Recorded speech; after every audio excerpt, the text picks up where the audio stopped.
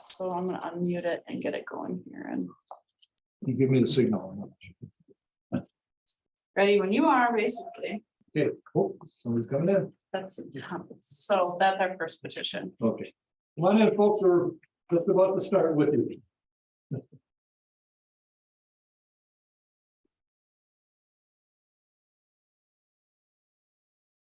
Okay, and I'm gonna put down the is almost there required.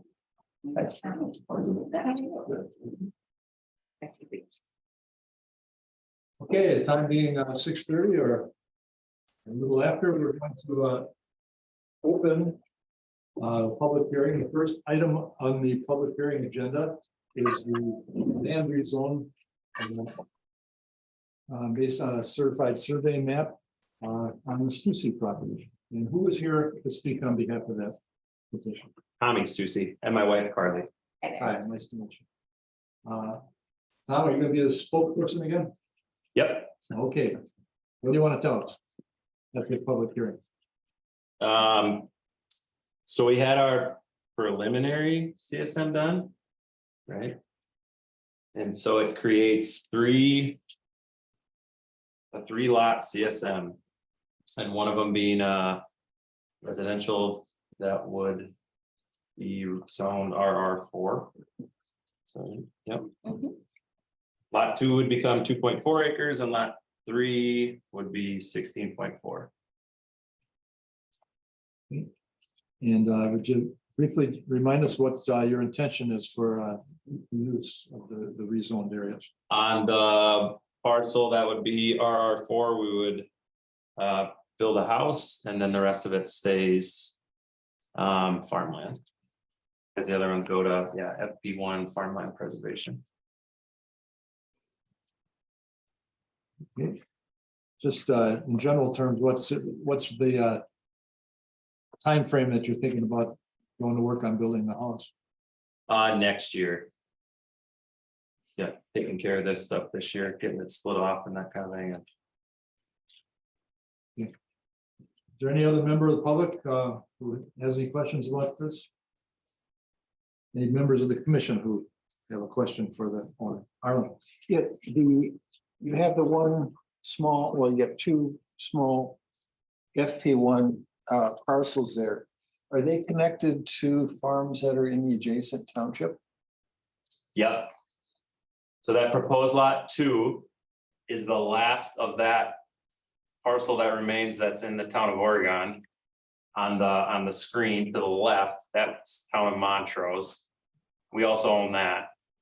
The reason that we split off that proposed lot 2 is, or that it becomes a different lot with this division of this proposed lot 1. Or becomes a different, it's still connected to that other parcel, but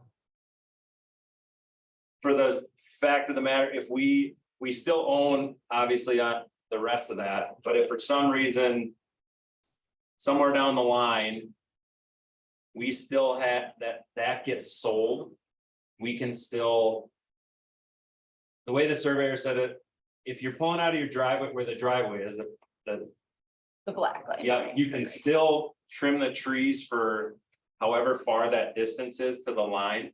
Because if somebody else owned that and it came right back to the driveway, and then it got sold and you didn't get along with whoever you sold it to, then we couldn't technically trim any of the trees if they started obstructing our view. So that's why that ended up being that way. And it just works out that way better because when you come to get into the stuff that we're not going to build a house on, we come down the road farther and we actually enter that field in the town of Montrose.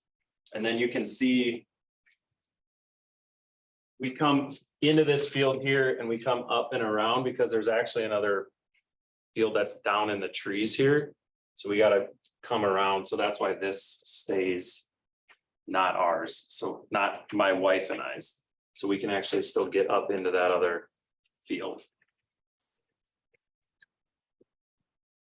In the although you are listed as the applicant, the ownership remains in Sally Stussy's? Yeah, that's my grandma. Yep.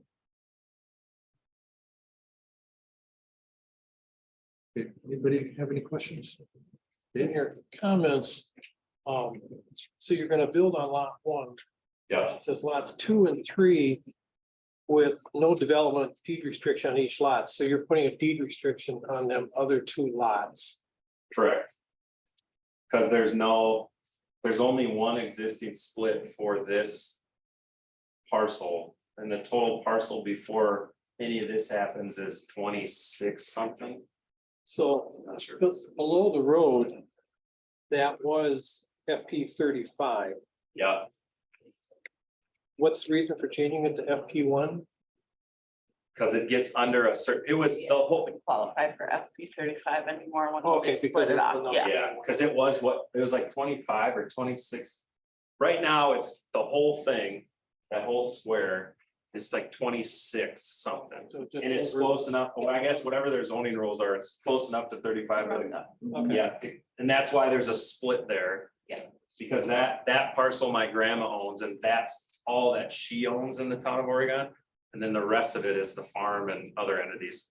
So, and then it goes, because of the 16, it's below the threshold of whatever it is. So your grandmother only owns the piece that we're talking about, lots 1, 2, and 3? Correct, in the town of Oregon. Right. So all the rest of the land is owned by the Stussy family other than her? In the town of Oregon, yep. Yep. Okay. Just out of curiosity, the driveway, is that a hill? Recollection, is that a hill? Right at the top, the driveway would be at the top of it, yep, because right now there's a. We don't really use it because equipment's too big, we used to, there's kind of an opening right here that we get in and Wayne came out and looked at it and we decided. We kind of bump it up the hill. And then we're just gonna carve it out, it's just trees and it's an overgrown mess right now. Just curious. Yep, it's at the top, and then that way when you get to the top, you can see, Cause I ride my bike out there. You probably get a lot of bike riders past. oh yeah. On Frenchtown. Yeah. Yeah, we don't really like driving on Frenchtown like that, because it's not very fun. Okay, and where, on your drawing where it says, town approved driveway location, that's because Wayne, I have looked at it. When we looked at it, yes, I didn't have a map for nothing, we just met out there. Okay. And it's I still, think we can make it work. it's staked now for that. That driveway, he just put a wooden stake with a pink flag on it, it's sitting in it, it's still there, it's sitting in the ditch. Or it's stuck in the ground, it's up, you drive by and see it. yeah, because obviously you're aware that we've got an ordinance on driveways and where they should be and what they have to, what the dimensions are, but you're working on that. Yeah, we talked about that day, whatever it is, it's so wide, so. The driveway has to be so wide and then the. Or the footprint of it has to be so wide, and then you have, is it 385 feet you have to be able to see? I don't know. 350. I got it down here somewhere. Yeah, It goes by what speed it is. yeah, Goes by the speed it is. Any other commissioners have any questions concerning this as part of the? Jenna? I just have, I think, more of a newbie logistical question. So a deed restriction will be filed. Has that already been filed or does it get filed after we approve? I think it's afterwards. It's not been done yet, right? No, Because this is, filing it would be contingent on our approving it in advance, and we require that. deed restriction. And how do we verify them with the deed Right. restriction? Does the county do that for us? Does the county verify that? That it's deed been restrictions are recorded. On the deed, right? They are the ones that are actually requesting it for this. So I would assume that then the county would follow up on it, because they're the ones who put that on that. We didn't ask for that. We haven't even seen them yet, you know what I mean? Meaning the application hadn't come to us yet. So the county is the one who put that restriction on. Okay, and our motion, assuming the motion is to approve during the regular business portion of this meeting. It would be to require the deed restriction.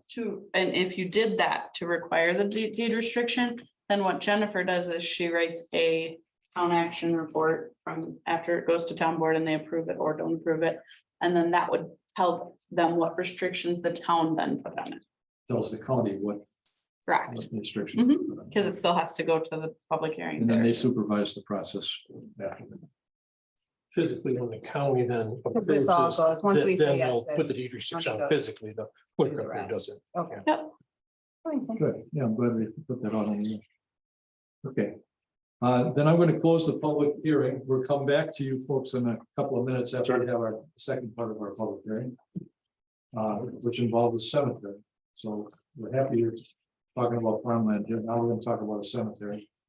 I move on now to the second portion of our public hearing tonight. And that is brought by the town of Oregon. And on behalf of the town of Oregon, who's going to present? I can tell you about it. yeah, I'm just gonna get to the CSM quick here so that we can see the lot lines and you can kind of reference it. So it was Yep. done. I don't know how many years ago, Phil Van Campen did it. And. I stepped in one day and I said, I'd like to get this thing finalized because.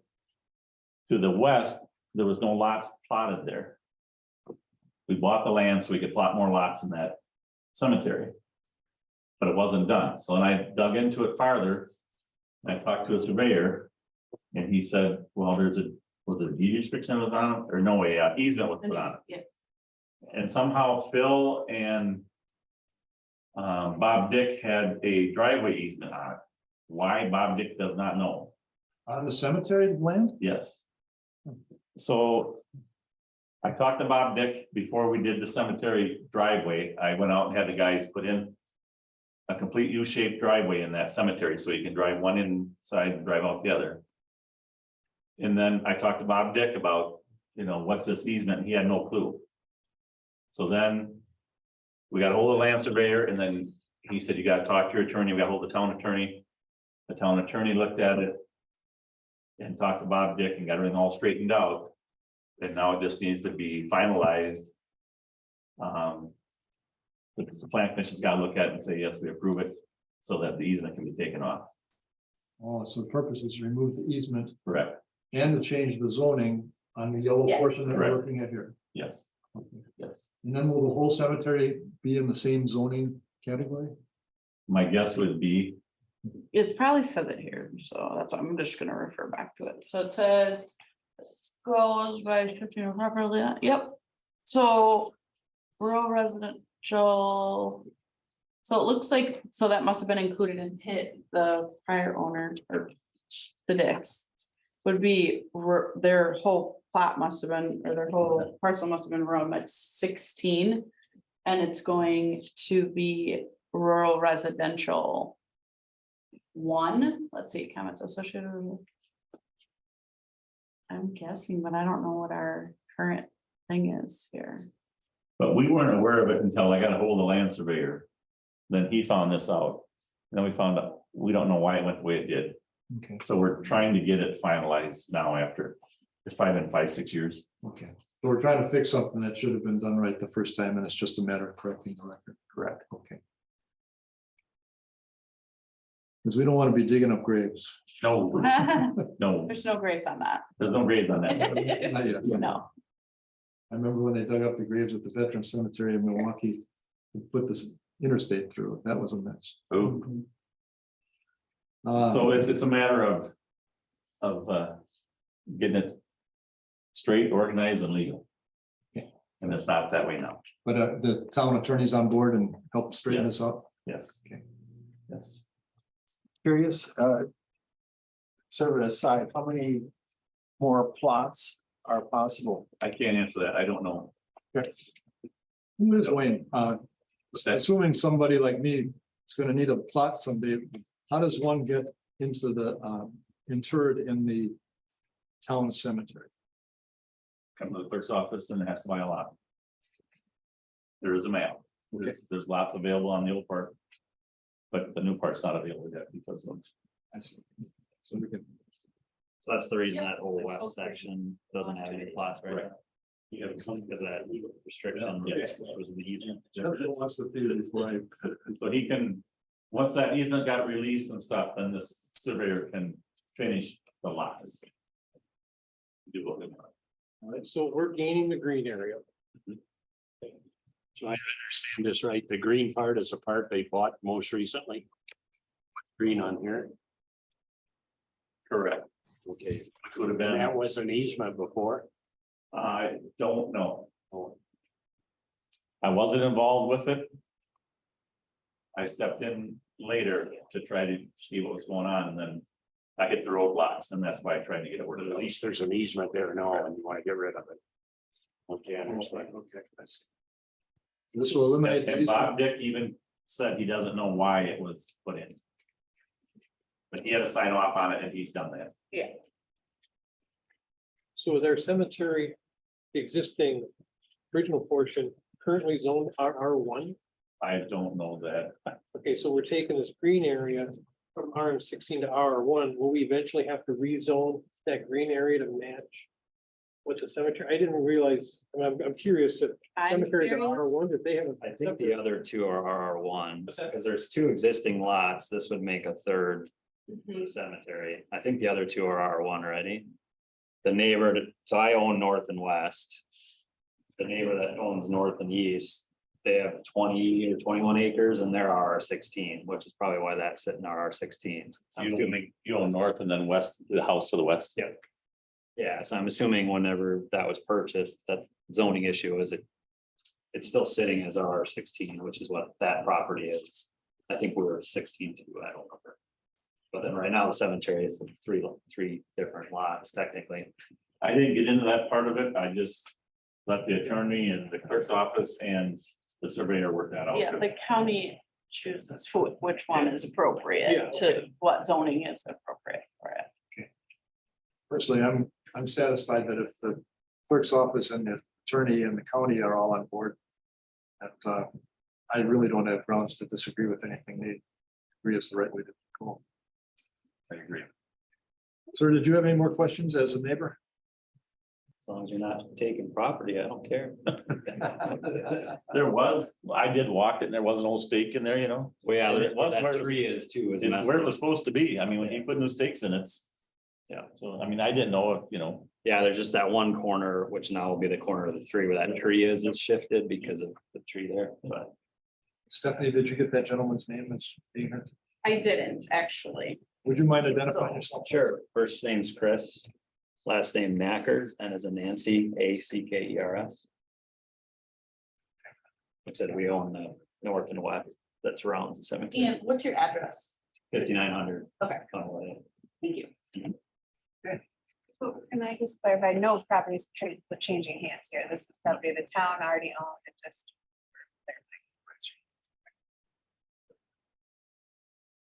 So how wide is that green strip? 30 feet. Is that 25 feet? I was coming, it must be, yeah. It's it like must be 15 feet, 15 feet across. No, to the west, it's gotta be 20, Looks like 20 or 30. yeah. I did step it off once, but I can't remember, it's not on the map. Isn't. Well, it looks like here they're Showing saying how long it's, it is, but it's not showing us how. Wait, Oh, it's right here. so I think it is saying it's 22, 15 that is- between those two dots. are 25. close, right? Yeah, 25 would be about right, that'd be my guess, Yeah, that, I think that's what that's saying. okay. There, okay. Yeah, so are they going to, is that wide enough to create lots in that? I think a lot is. Is there any, sorry, is there any restrictions on, so I know like the neighbor, like right where that, just on the other side of that green is, they have a structure, so I don't know if there's any restrictions. How close a grave can be to a structure or anything. That is what he's talking about, is that. The six, building. That was on their property? Yeah, but that was there before, I mean, that's been Yes, right, cemetery before that was built, so I'm guessing that's already been. approved. So if it lasts 4 foot wide, you get like 6 lots.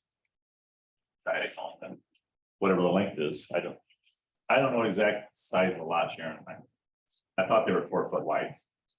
Yeah, I don't know either, but I was just wondering if that, I mean, the whole thing is very confusing.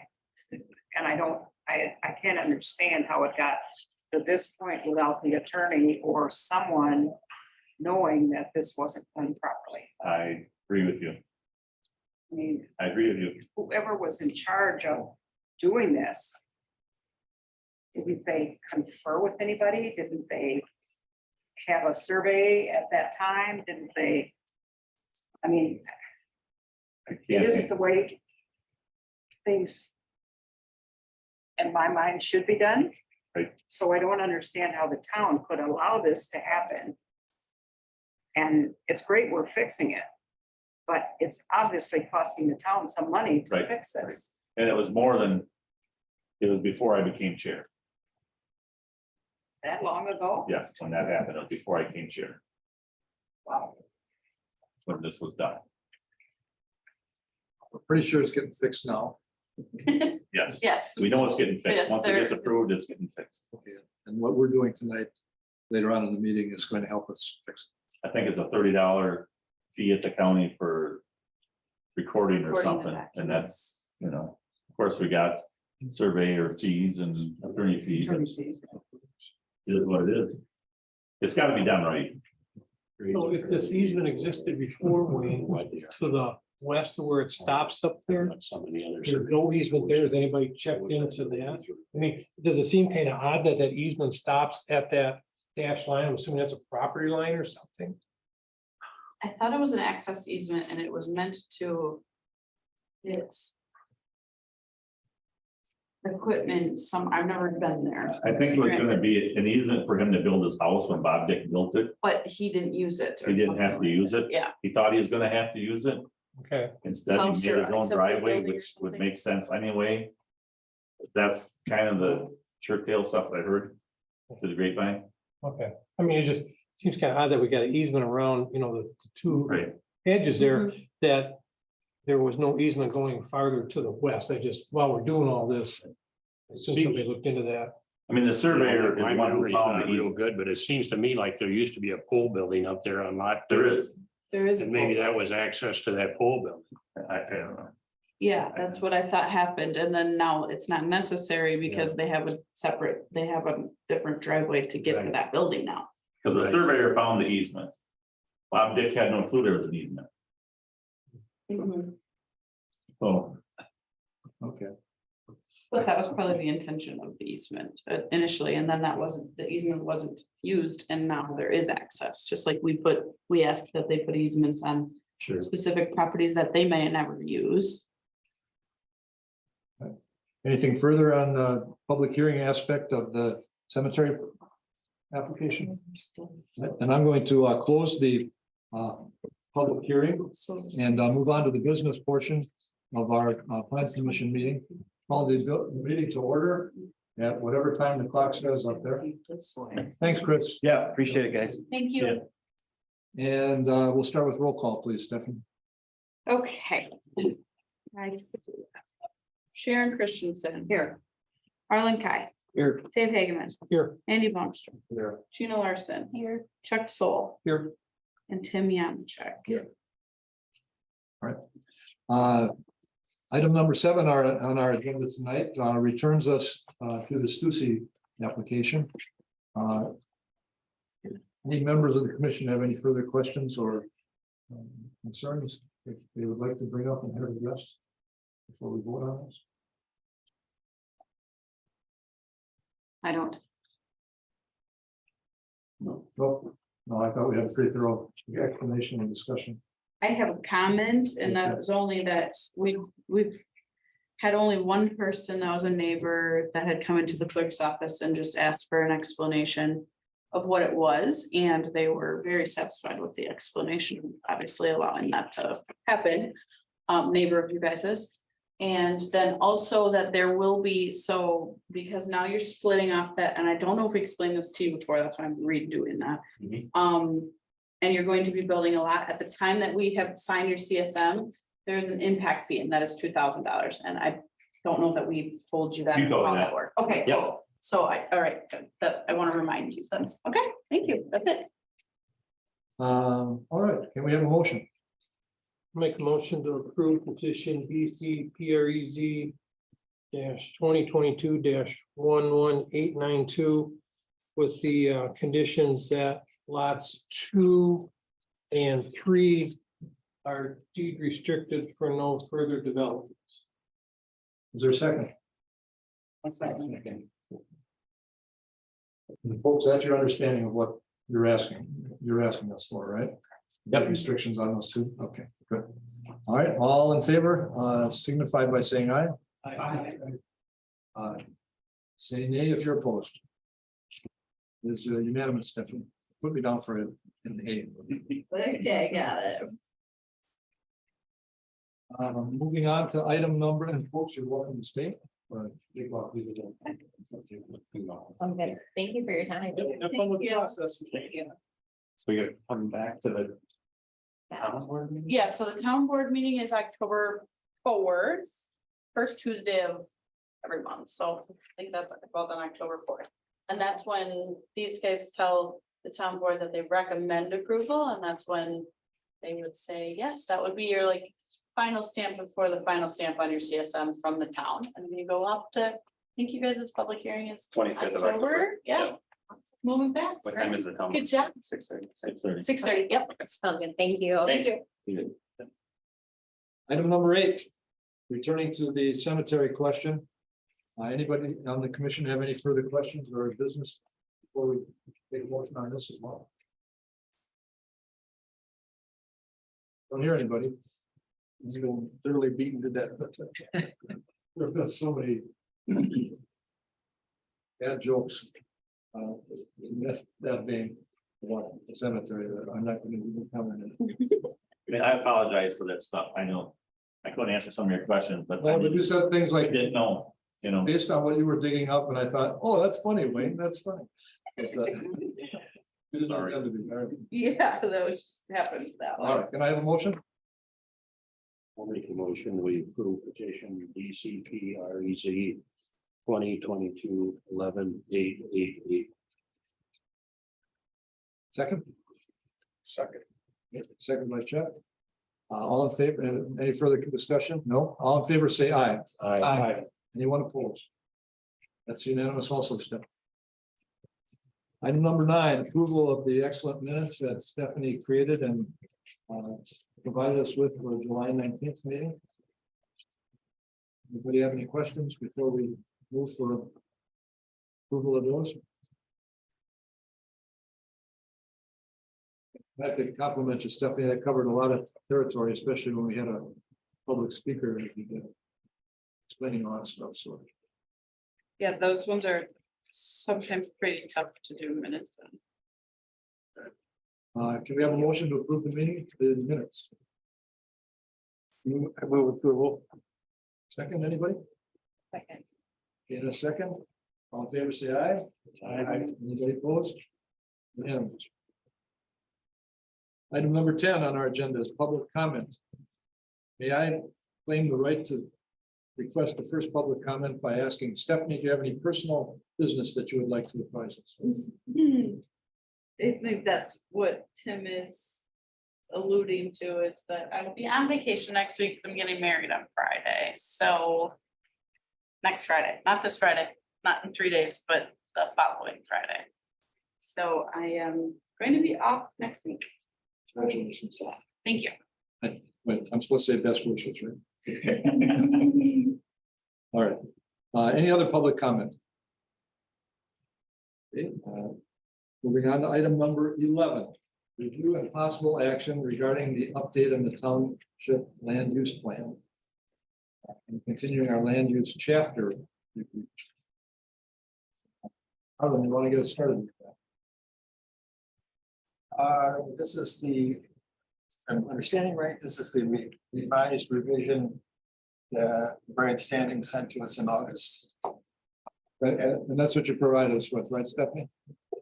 Yes, yep. This is the one. It's no different than the one that you guys did get in August. It is after the edits and suggestions from me and Arlen came through. But that's all the further, so. Well, let's, So are there, I guess we're looking at, are there any other edits that are coming in? But I would definitely No, like to, oh, I mean, from these guys, yeah. There hasn't been to me, I should say, any edits that have came through besides yours and Tim's. So. Has anybody else had any additional edits on this? I have some questions. Yeah, good. Let's hear it. Yeah. All right.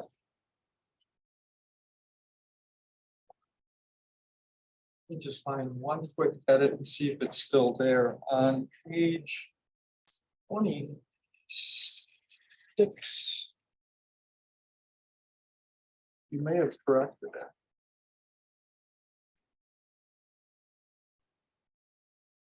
Yeah, if you look at, this is just English. Sub 4 development, citing standards and criteria.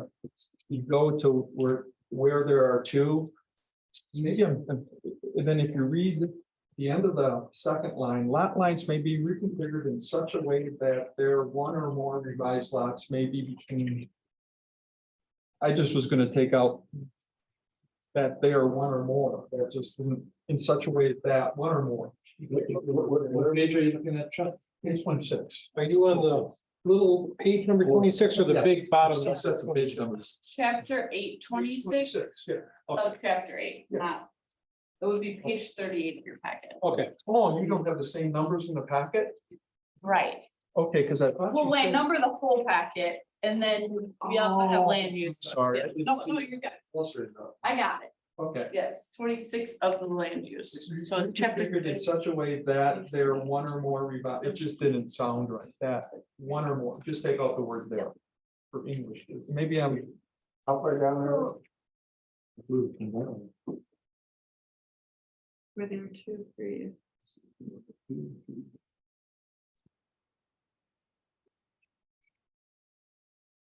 I'm sorry, it's page, There are, you're missing the R, is that what you're saying? yeah. So that paragraph is repeated in another section too. So if we fix it. there, Yeah, 01. it's more than once.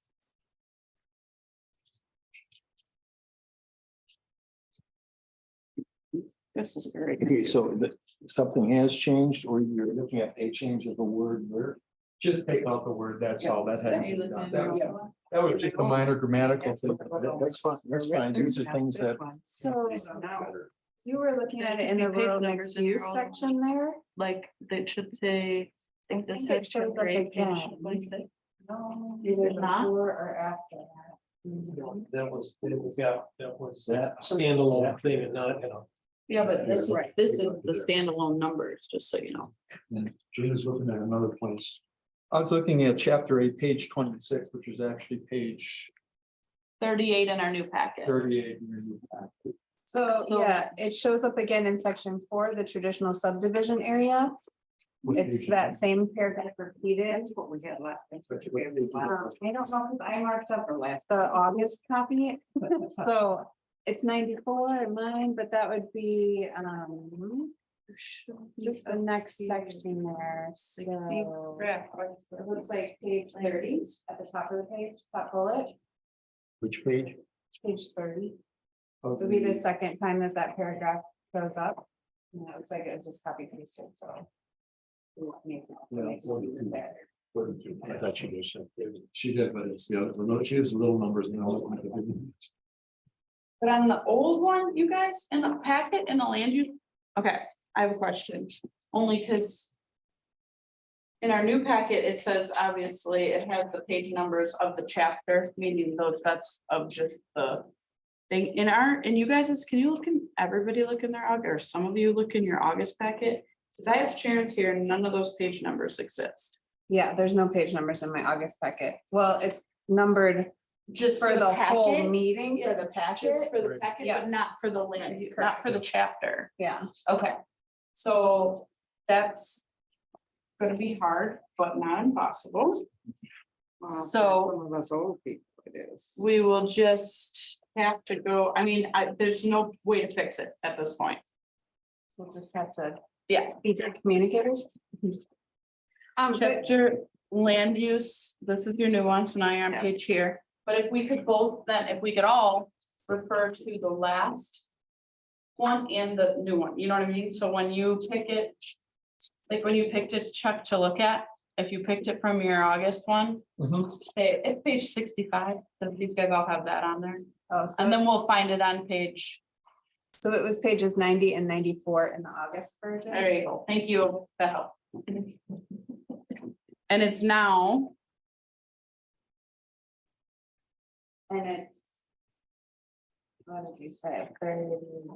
It's now page 38 and 42. Well, no, but it would be chapter 8, page 26. And.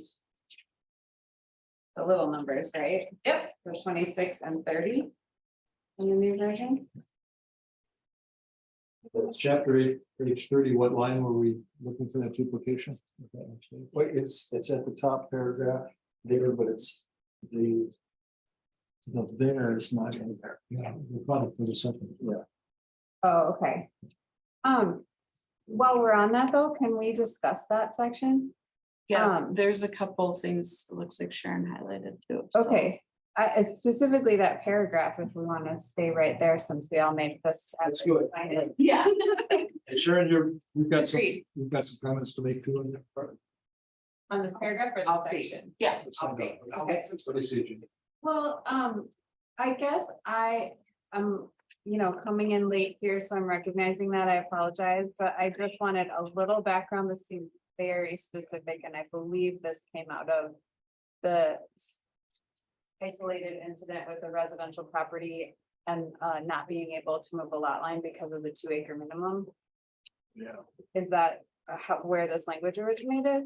Or has this always been in there? it's been there before that problem came. And so, well, then I have a new question, but, so what is the purpose of this exactly? And why, I guess, I thought maybe, because didn't she come and propose draft language? Or, I think I listened to that meeting, but that was, feels like a lifetime ago, beginning of the summer, so. Well, my memory is failing me too. Which page are we at? And your little numbers, 26, Which one? 26. It's the same, but. It's just the same. So that's under the rural mixed use area, right? And also,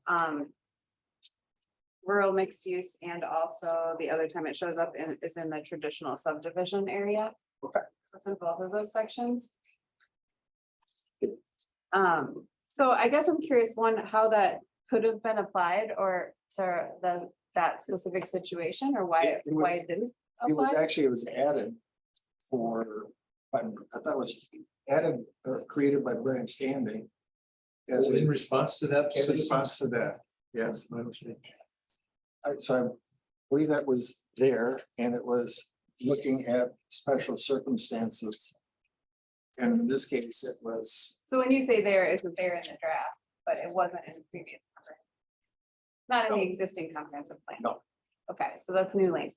it's in language. Okay. I guess I wanna hear thoughts on how it makes me, I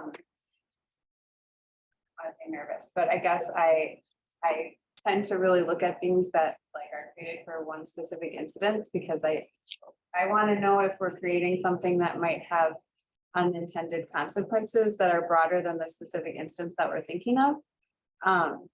So being new, I maybe don't know the world of possible consequences that this might apply to.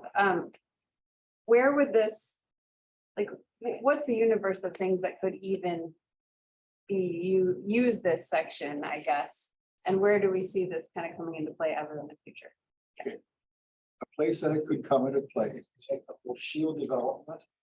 Or that on. Focus there, that whole development. Most of the lots are less than an acre. Already. Oh, the So Marie Road. that's in that subdivision, an Okay. existing subdivision. So that's pre-94. There are some larger lots in there. That I think. May be pushing 3 acres. 2 or 3, they're 2 or 3 acres.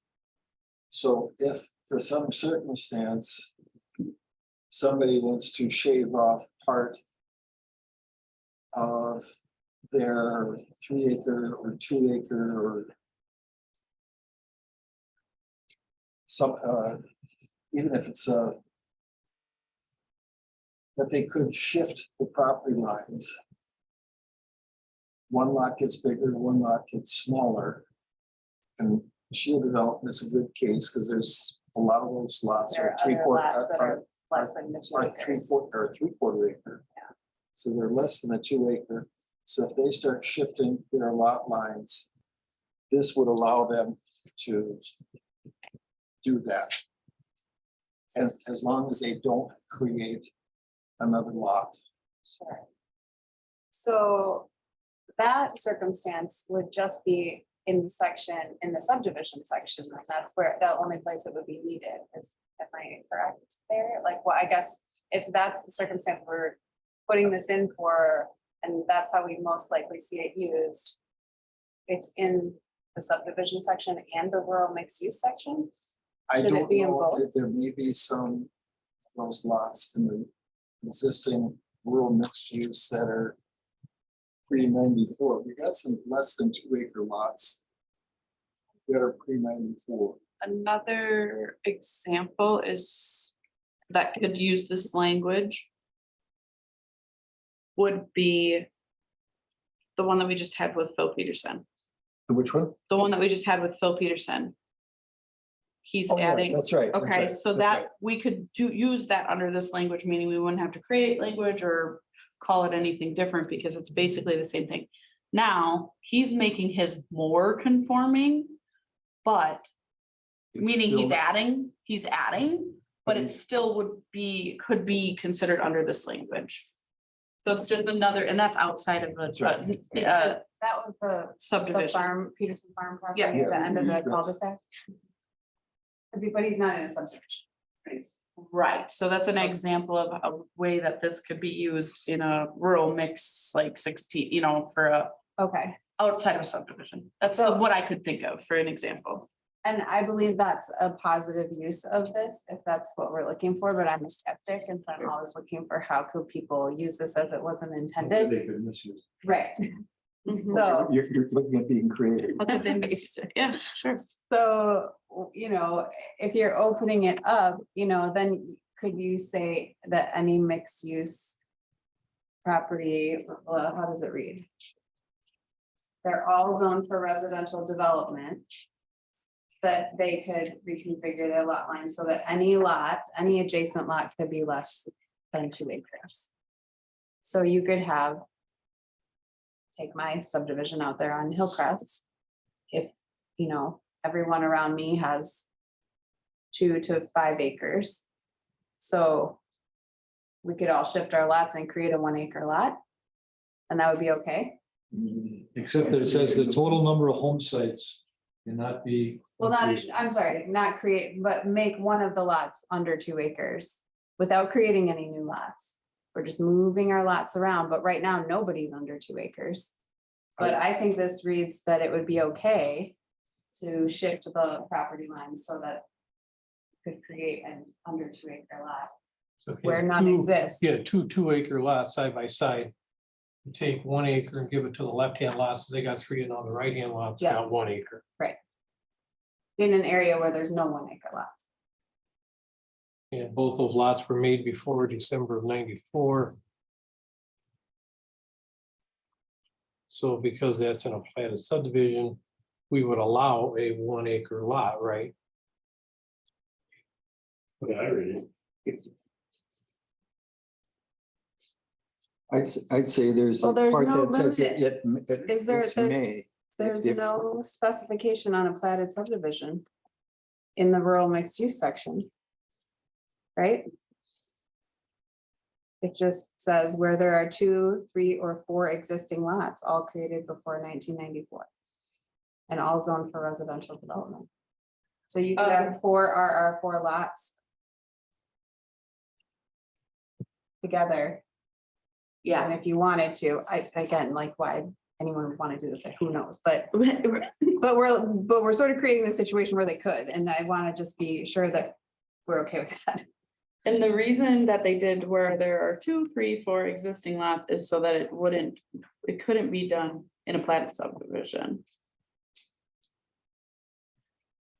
But we're kind of, you can create a CSM with it, but a platted subdivision is over 4 lots. You can't have anything more than 4 without, In subdivision. right? Because then that way, you know, like what she's saying, they would be they could maybe like create their own little offshoot of a subdivision if they had more than 4 lots. You can't put any more houses on them, but these already have building sites, mind you. These lots already say you cannot have any more building sites. There's a, They're zoned for residential development. Meaning they already have building rights on them. if there's a little word in there that says may. Mhm. And it's my understanding that when there's may, Up for interpretation. that this something that requires approval. May is discretionary, shall is mandatory in the Pardon? legal world. In the legal world, may is discretionary, shall is mandatory. Okay, and then if there shall, it's not here. So if you have a discretionary word in here, and we have a nefarious somebody's trying to get down to that 1 acre parcel. They're not creating any more lots. Yet we've got a standard of saying that septic, well, you need 2 acres, and that's our sort of standard, but you'd be trading things back and forth under certain special circumstances. Is that something that's, I'm trying to How many? I'm trying to think Well, I- creatively and that Yeah. I've got this and I want to do this. And maybe maybe we would be okay with it, or maybe it really would never come up. I guess I just don't know the whole universe of possibility because I don't have that much experience, so I'm just So asking one a question. possibility might be, the subdivision that we used to live in, Oregon Territory, the north end of Bay Heights. Across from us, I can't remember the name, he was director of janitorial in Oregon. He had 2 kids that lived across from us. Anyway, I can't remember if it was them or the people that bought their house after we had moved out, built a pool and a big deck. And I remember hearing that it got built over the lot line.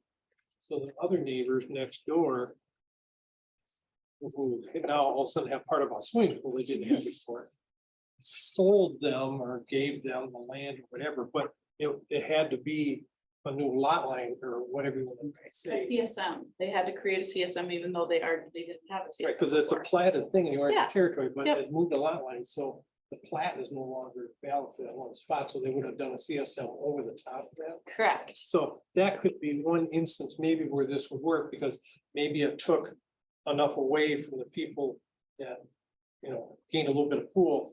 Now maybe they're under an acre or under 2, I don't know. And this would allow them to do that To do without that. without having to do a CSM. So they do, they still have, They they still have have to to, do a okay. CSM. And if they create a CSM, we would not normally allow them to, even if they gave them a half acre, if it's under 2, we wouldn't allow them to create a CSM. Do it. Right. It's a significance That in helps. December of '94. Is that the last state you went back to with the changes with the? Okay, that's what the smaller lots. Okay. So that may be one spot where something like this might be used down the road, or something That's a like it's good an accidental structure on a lot line or something. But it sounds like they could have done that, they could have done that anyway, or they couldn't have done it unless they. Yeah, I because They don't would have been know, under 2 acres. right, I don't know what the end result was, but it was just, that came to my mind when you talked about, well, what could something like this happen? I don't know the amount of size that person. Land area that moved from one owner to the other. I just know some land moved.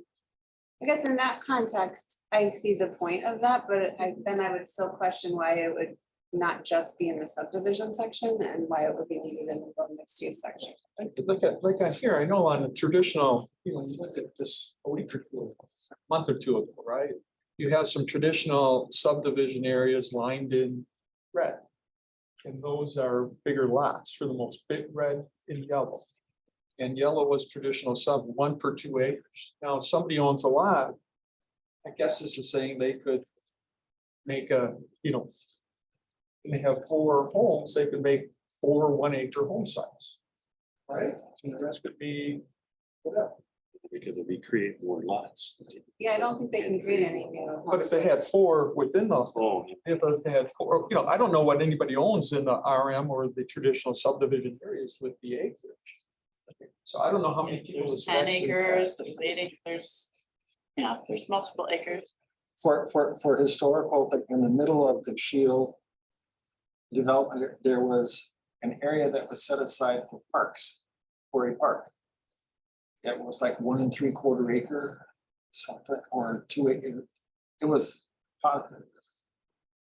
bigger than the other lots there. Sharon, I don't know if you remember that or not, but a Yes, guy I came in, he wanted to cut it in half. Right, but that lot was set aside in the beginning. It was set aside for parkland because it was not what we would consider a buildable site. So it was created as parkland. Now, if somebody wanted to take 10 feet to enlarge their own lot, that would be acceptable under this. But under this whole paragraph that we're talking, you cannot, under any circumstances, create another lot. Am I correct? That's the way I read it. You can adjust lot lines and make one lot bigger and one lot smaller, but you can't create an additional lot. Okay, could this be twisted around? This is just a question. Say you own a 4-acre lot. You only have one building site, right? So you decide, okay, I want my 1 acre, I want a 1-acre lot. And that's where my house is. So I have 3 acres that are non-buildable. Then they turn around and buy a transfer of development rights for that rest of that 3 acres. Can that be twisted around to be used like that? I would say. No, originally they wouldn't have it, but then they turn around and buy it. Now they have a building site.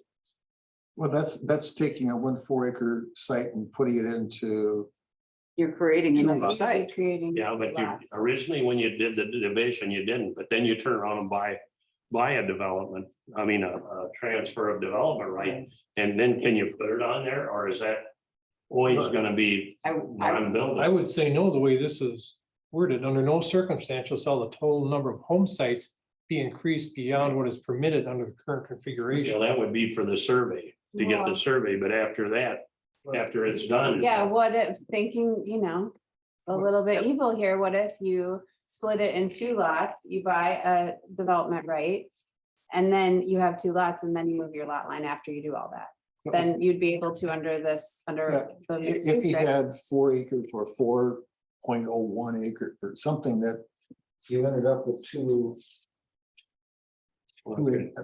Two That would acres be- that it are would normal be- situation. Lots, you could sit, you could, It could be under 2 acres though, because you can have one and Well, not initially, you'd have to do another step, but you could then, once you get your 2 official 2-acre plots.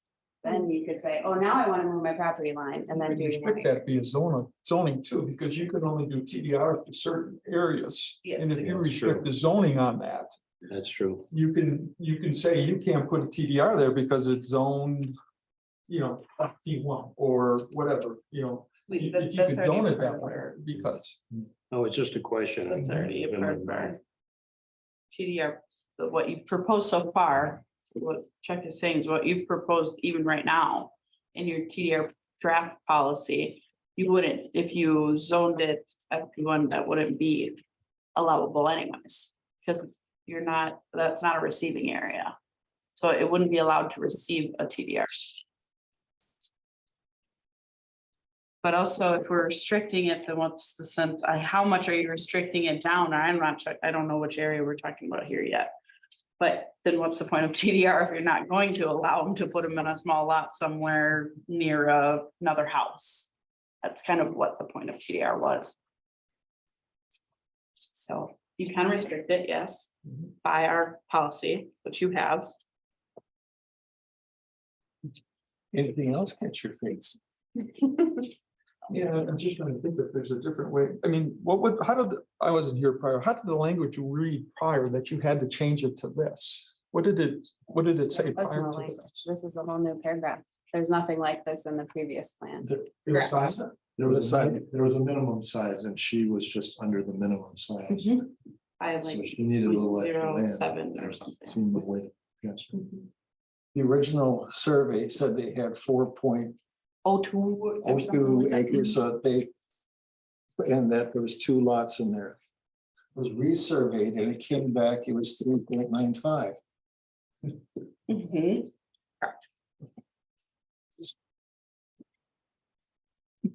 The world is shrinking. every day.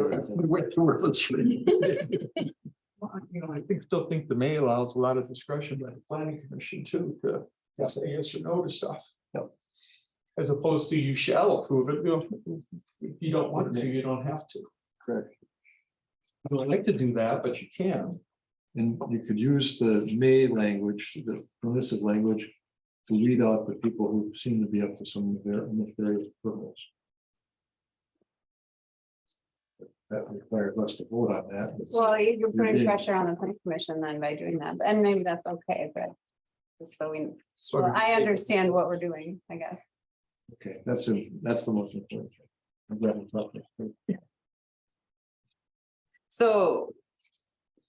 The general consensus is that it should be in there for both of those property uses or those land use categories then, because I totally understand it for the subdivision section. I think that where I have a little more hesitation or wanted a little more explanation is for the rural mixed use, because that's much broader and I think just a different subset of. Is that what your house is zoned at up there? I think we're actually in a subdivision. I think so. So where this might be, we were thinking, let's say, in the country more so, back prior to December 94. Perhaps somebody with large acreage. Sectioned off 3 2-acre lots went next to each other, so they didn't make a subdivision. And 3 homes were built there in, say, 93 or whatever. And now today with this language, lot lines between one of them could move with no issue. May move, yes. Whatever. Yeah. Yeah, no, and maybe that's fine. I guess I just wanted maybe to talk through it or understand it a little bit better to make sure that I fully understood it and that it didn't have some unintended consequences.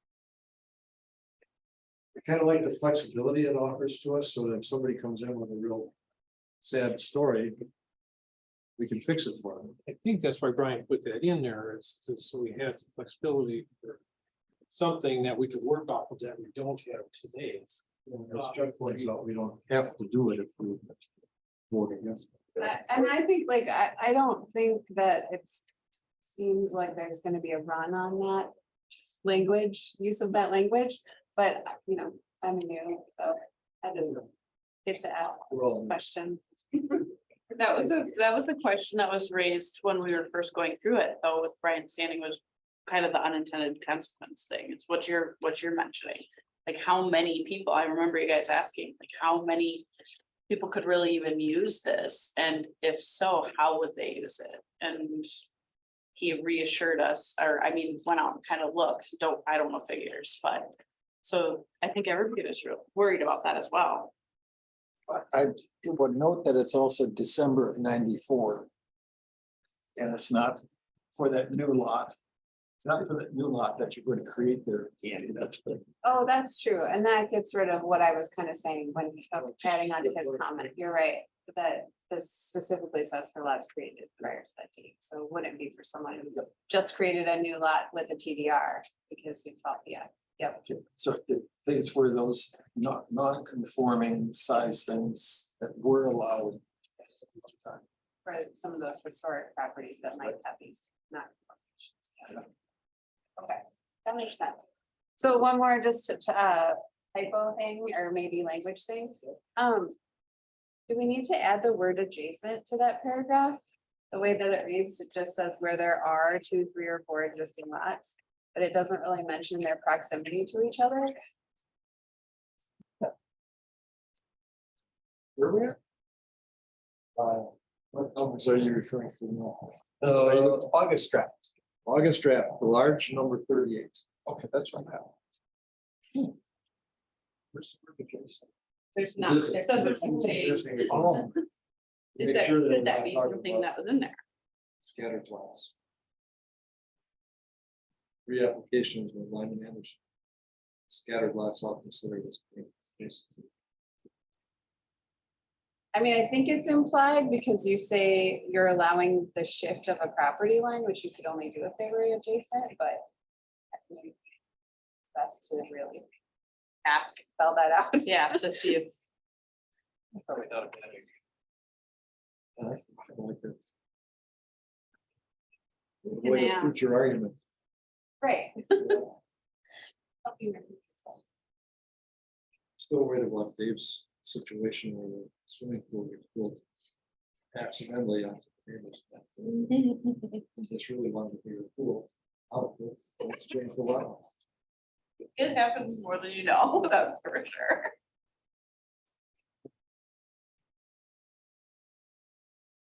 Or we could put the adjacent. You know, After the 4 or after existing, there are 2, 3, or 4 existing adjacent lots. yeah, or adjacent existing, somewhere in there. Let's put the adjacent before existing. Subsection reference to rights. Yeah. In the So it's in conditional the- subdivision and section. Yep, section 3 and section 4.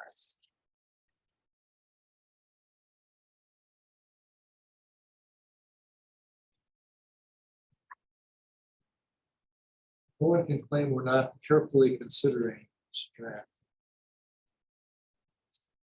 A lot of work for 1 or 2 words, but it might get.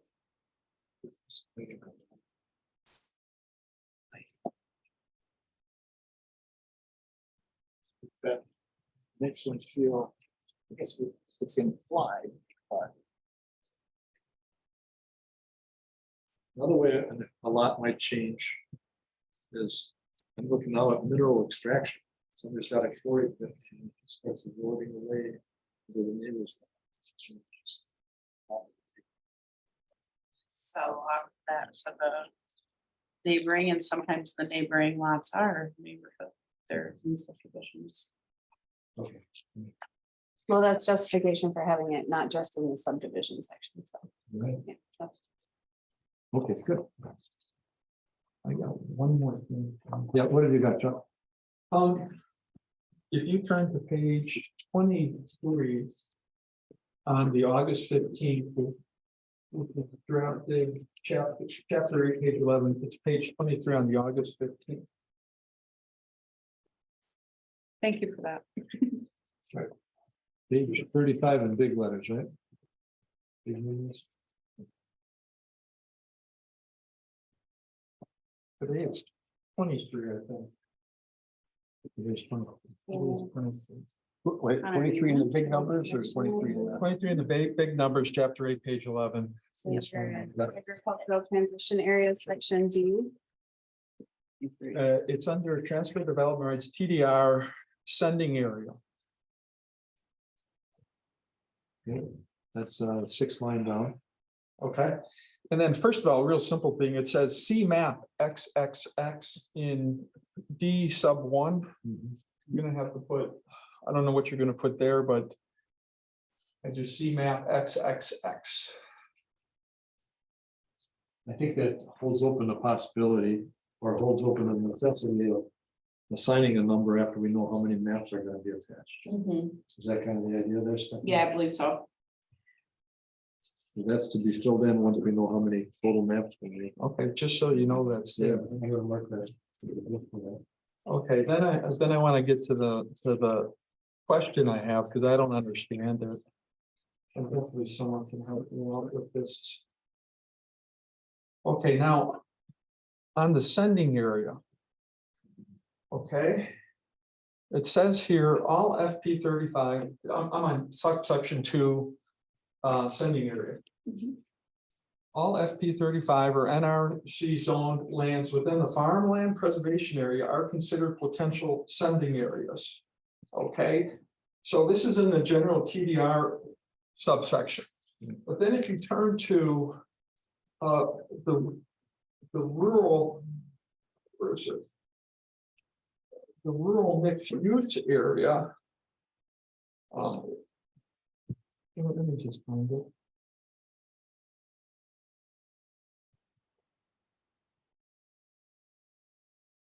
See, you got me, I got all these maps.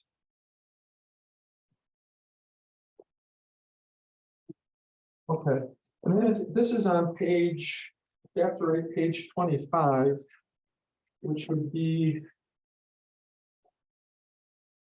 37 of today's. Okay. So under the specific rural mixed use, then it says, well, all lands within rural mixed use may be eligible to be either sending area or receiving area under TDR policy. Where in the general TDR policy, it just says only farmland preservation and NRC zone lands are considered potential sending areas. No, not only, it says all. Doesn't say rural mix, though, is my point. So Okay. it seems a little inconsistent to me that in the general subsection of TDR, you're saying only FP 35 in natural resources zones are considered sending areas, but then you should look over the rural mixed use. And then it says, wow, rural mixed use may be eligible for a sending area. Well, maybe I'm not seeing the same word. I'm seeing the word all FP 35 and NRC. Not only. Correct. All. So am I not understanding the usage right? Because then it says all lands within rural mixed use may be eligible to be a sending area. Okay. So is rural mixed use the same as FP 35? No. Then that's Okay. that's Wait, inconsistent to me, isn't it? Or am I not reading that right? Well, if you're using the term only FP 35 and NRC. My page says all.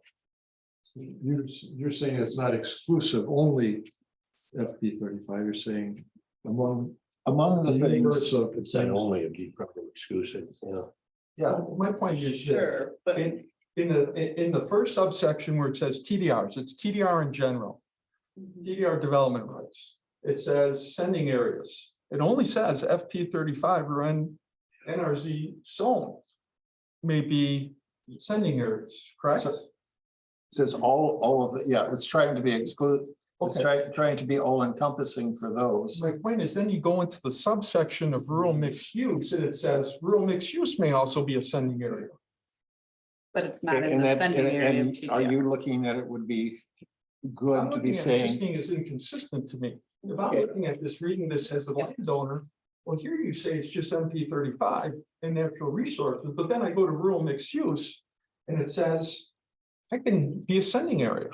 I want to send, it's just inconsistent. Which is it? Is rural mixed use supposed to be a sending area or isn't? Is my question. I don't know. That's what I'm asking. okay, so if, Do you understand what I'm saying? yeah, I get it, as if I were to look at it, if somebody called me for a TDR and I would go, oh, I need to look at where my sending areas are. I would go to sending areas under my TDR policy. I wouldn't probably peruse back to the RM.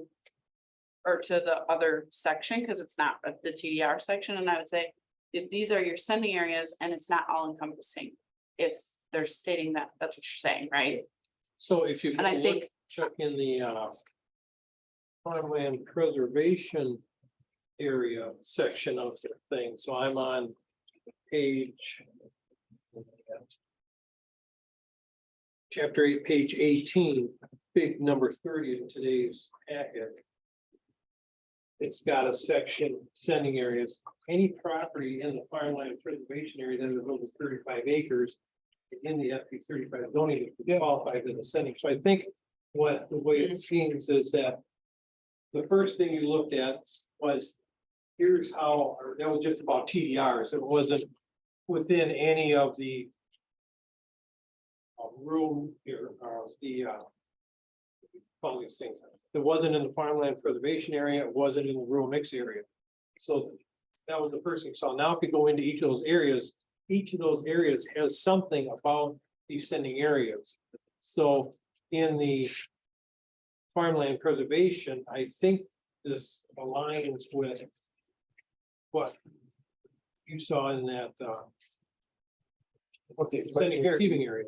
Yeah, you're right down in the neck, under.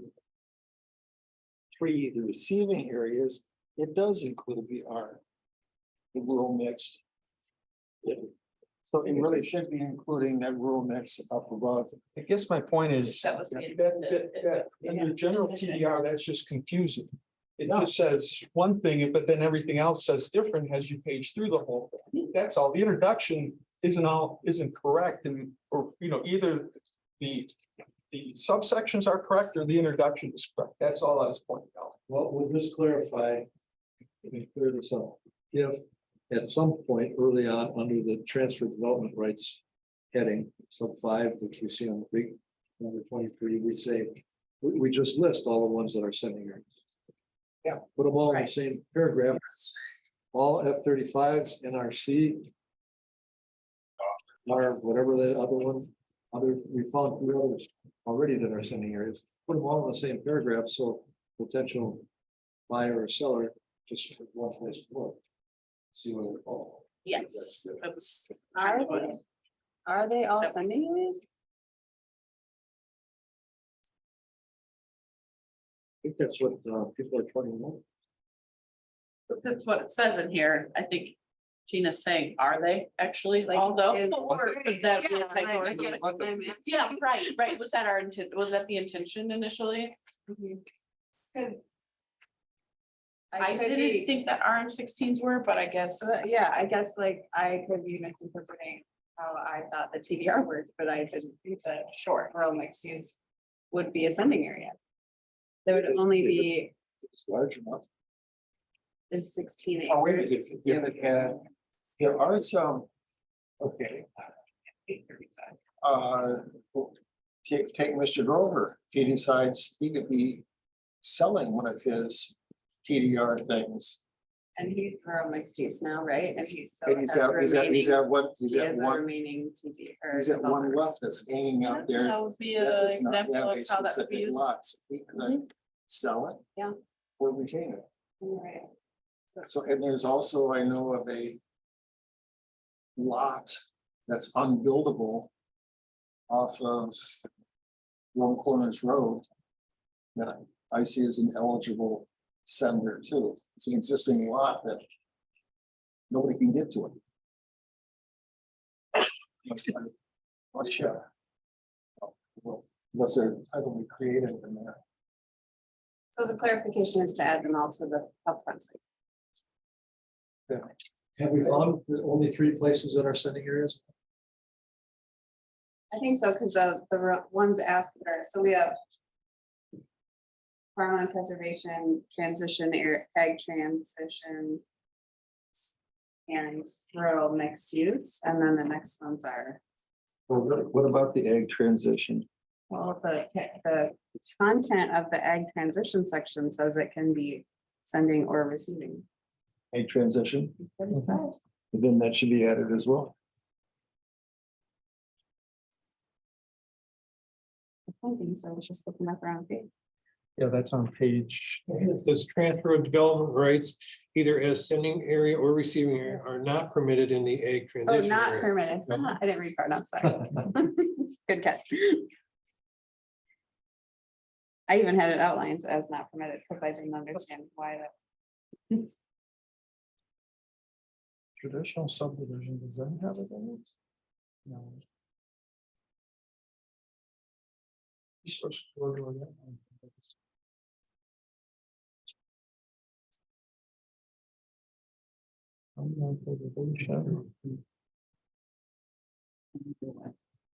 I'll see that obviously, I think just real mixed use. isn't it? Just out of curiosity, why would ag transition area not be someplace you could send or receive development rights from? I've forgotten the answer to that. Because of the big village? I think at one time when we're using ag transition, to kind of set ourselves away from the village, for annexation reasons. Yes. I think at one time, that's how we used the ag transition, so maybe. Well, we were gonna be shrinking. Instead of having a huge bubble up there, have it make more sense. And that right there is confusing. All that tan is ag transition. Which, to me, as an outsider, would say, hey, that's. I'm going to start popping houses in there. Or that we're endorsing that. As a policy, and I think that was the one that we were looking at reducing. Well, yeah, agricultural transition rate, the plan for urban expansion, which areas are within extraterritorial plat review of the village. So we were trying to avoid. Trying to tell them they can't. We were wanting to So this have an area for imminent. take care of. I got one more thing in subsection 10, I'll be done. What else you got? If you turn the page Well, to layers of. to page, chapter 8, page 12, 24, big 24 in tonight's packet. You could do something.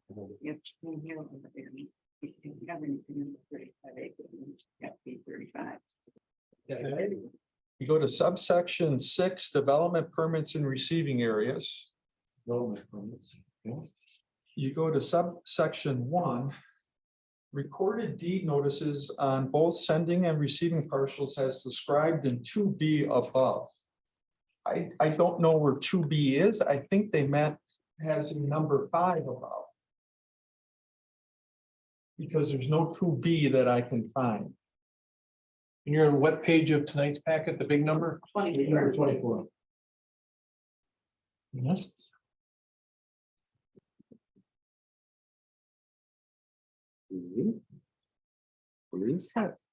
Yeah, wouldn't that be, could you just say in section in 5 above? That's not even really a sub. Is that the way you read it? I don't see it to be either. If it said two capital B, then I'd find it on big number 18 page. Because there's a two agency. I'm thinking it means number 5. I think that's what it meant.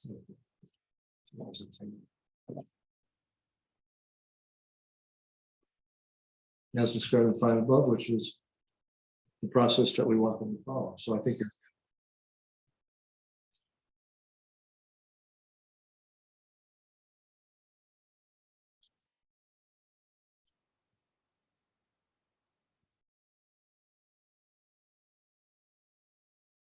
Two B doesn't make any sense at all.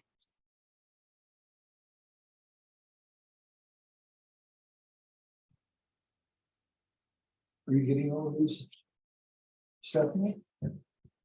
I'm reviewing that one right now. I'm going back and back, just to see. Where the last 2B was.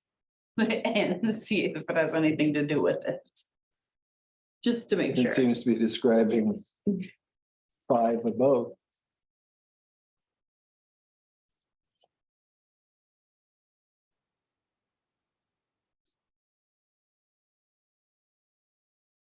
Yeah, that's odd.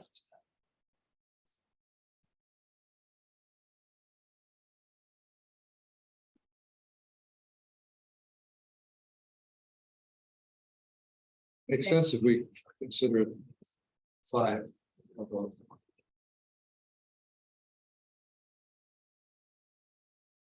I will go further and say, repeat the title, 5 deed notices.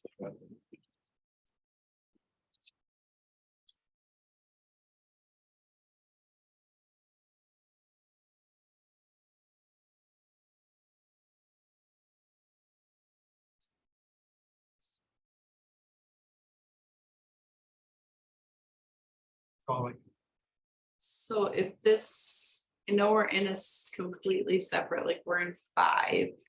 We're in 6, no, sorry. Where you're reading, it's in 6, development permits in receiving areas.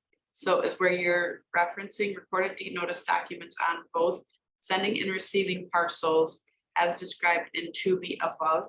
I know that, and so that's why I said I was looking back to see when the last 2B references, Right. which is ages ago, okay? But it is on page 18, if I'm correct, Which 18, big or small? the big. And the objective on 2B is to limit non-farm development according to density and siting criteria as described in this plan. It's in there. Must fit. Not gonna. Yeah. I think it's right that it's intended to be. Yeah, that's. Okay, I'm gonna note that and obviously send it on to see what the explanation is and if that should be changed. Okay. So. it should-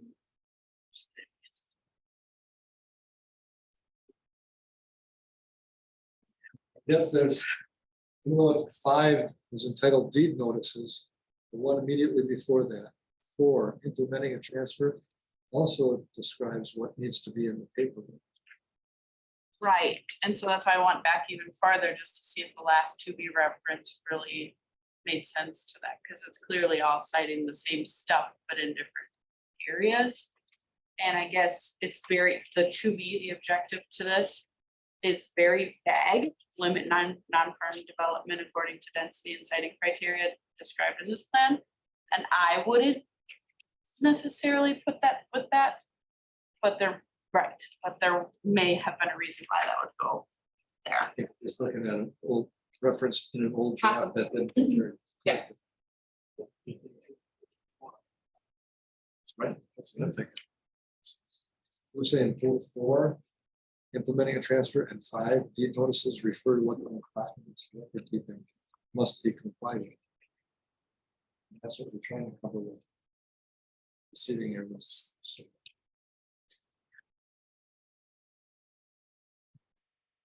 Definitely, I don't know if you've heard that. We didn't, Putting 4 and 5 as opposed to just 5. in that area where 2B is, I mean. Would you? Even add another number or what you're referencing it for. Slightly different than 5. And add a. 1 and 2 add a other 2 there, reference back up to 4. Or you can do it all in the first.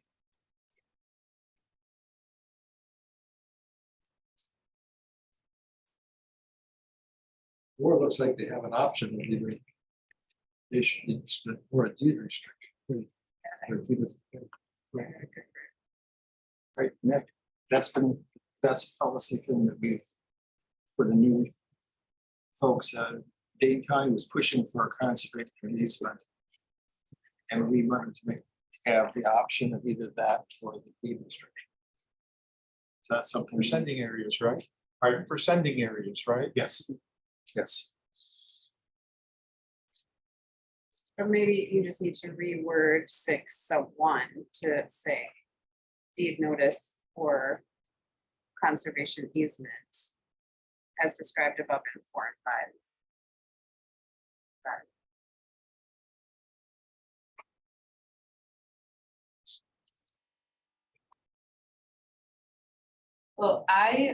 Well, I think what I'll do is I've highlighted it and asked what, or just kind of noted what we've talked about and where it would go.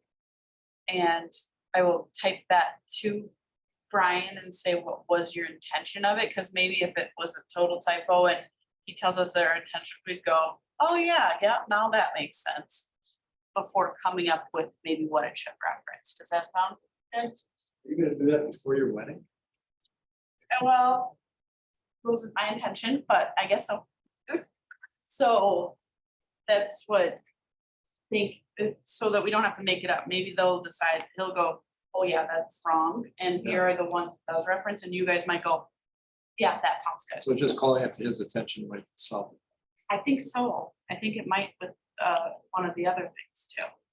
With the TDR thing, it might, or he might come back and say, well, actually, this is why shouldn't necessarily be referenced in that area. I don't know what the reason is. Let's find anything else that we should. We can talk about. One more. Yeah. Thing that I know a little bit about, so I'm hesitant to bring it up, because I maybe don't know enough. But, so in the mineral extraction section. Page 25. Page, yeah. Yeah. So, it kind of goes through the requirements that the town would want to see to approve something like this. And I guess I'm curious what the current practice is related to reclamation plans for extraction sites. And how specific, if the town currently requires it, how specific they need to be. Other than I see there's just sort of a broad reference to just that the land use needs to be consistent with the goals of the farmland preservation area. But do we ever get involved in what we allow to be placed in the area that has been excavated? Are we making statements about that? Because I know what you're saying. Yeah, I think the answer, and Dave. And you old timer, Andy. Back when we last dealt with the quarry. I understood that we have broad powers in the conditional use permit to tell them what to do. Upon reclamation time, when the pit operations cease, we can tell them what to do. We can tell them during operations, they have to have screening, for example. But we've always dealt with that as a condition on the conditional use permit. That's for the current operation, what they're doing, but as far as the reclamation plan. I thought that, for example, Lycon had to have a plan that we looked at before approving it, if I remember right. I remember in Brooklyn, people, they were surprised that, the grass, the pond and everything that was all done with the first section down there. And that met the not the requirement, but it followed, that was the result of the reclamation plan. I think the state pretty much takes care of that. They tell you what slopes and what banks have to be and so on and so on. And how it has to be restored. Now, I don't know if we can go beyond that maybe, but it is covered by the state. But I thought the plan had to be in place before we approved. Only on pits after a certain date, some of the older pits that are existing. That rule, the state rules don't apply to. That on big page 26, number 6 at the top. If you see the language there, the town will work with owners of old extraction sites. That's a pre-69, I believe, where they do not have conditional use permits. They have continued operations. So this is the language, the soft language. We'll work with them to try and get them to do things. Everything after that, Now, what year was that? I think it's 69. Yeah, I think you're probably pretty close within a year or two. Because we're hearing them at the Board of Adjustment where people are trying to get into the old, that they're grandfathered and they're not required to have a conditional use permit. There's that land out there by Hubert's out of for trailer sales. I remember when that was they started taking mineral extraction out of there, and I think that I owned where Hubert lived at that time. And I think that was about 1966, and they had to have a reclamation plan then. So I think it was 66 or 67, so it's close. Yeah. I guess I'll tell you a little more about maybe why I'm asking. And then maybe it doesn't need to be dealt with through the comprehensive plan, but maybe it's just something that the town board or needs to be, or should think about. Maybe there could be a policy or a template or something, but because I know that they are having some issues with the movement of regulated materials with minimally minimally contaminated, but maybe doesn't exceed certain levels. And they are now under NR 718 allowed to take that material to a non-metallic mining site to use as fill. We can bring it into the township. They can, so long as the reclamation plan allows it. And if the reclamation plan is silent, or doesn't not allow it, Right. you could take it there. And I don't know if the people owners adjacent to these sites, or, you know, with, you're thinking about people with private wells nearby and things like that. I don't know, it's just something that I don't know if the town's aware of, and I don't know if this is the appropriate place to kind of manage it, but it's something to think about. So to your point there, it says at least 2 weeks prior to the scheduled meeting with the town planning commission, applicant should complete and provide the town planning commission secretary and the town clerk with the following documents. All completed application materials, including site plans and reclamation plans. So I would think that, you know, the township is now gonna have the reclamation plan in their hand. You would think that we're gonna review it, but like, you know, if you bring up points that, But there's no standard of qualifications for a reclamation plan, I guess. right, and I guess what I don't know is, do we take our reclamation plans and have our town lawyer look at them? I mean, I don't know, are we Yeah, what's fit their- to look at a reclamation plan and know it's good or bad? Right. I don't think our lawyers in any What's the review position to process? do that. Yeah, I mean, I guess, just what we got here, it looks like we're gonna get, the township's What gonna was get that? their hands on the plan. Yeah. But what we do with it, You have broad discretion to disapprove of conditional use. Because you don't like, simply because you don't like the reclamation plan. In other words, I mean, you have that power to say, we want this, this, and this, and this in this plan, or else you're not getting it. I don't know That's what about, a conditional use.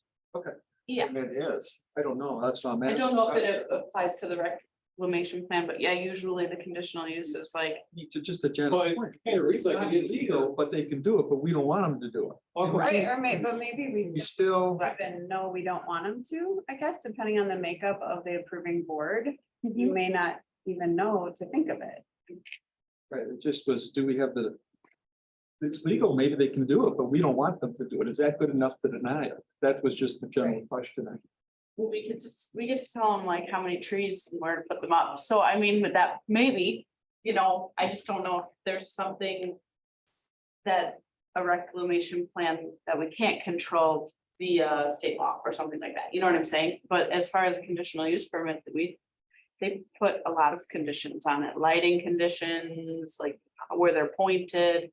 The screening is all pretty much kind of, What time the trucks can operate. yep, timing of the operation, how many people can be, You just sent one out with blasting, right?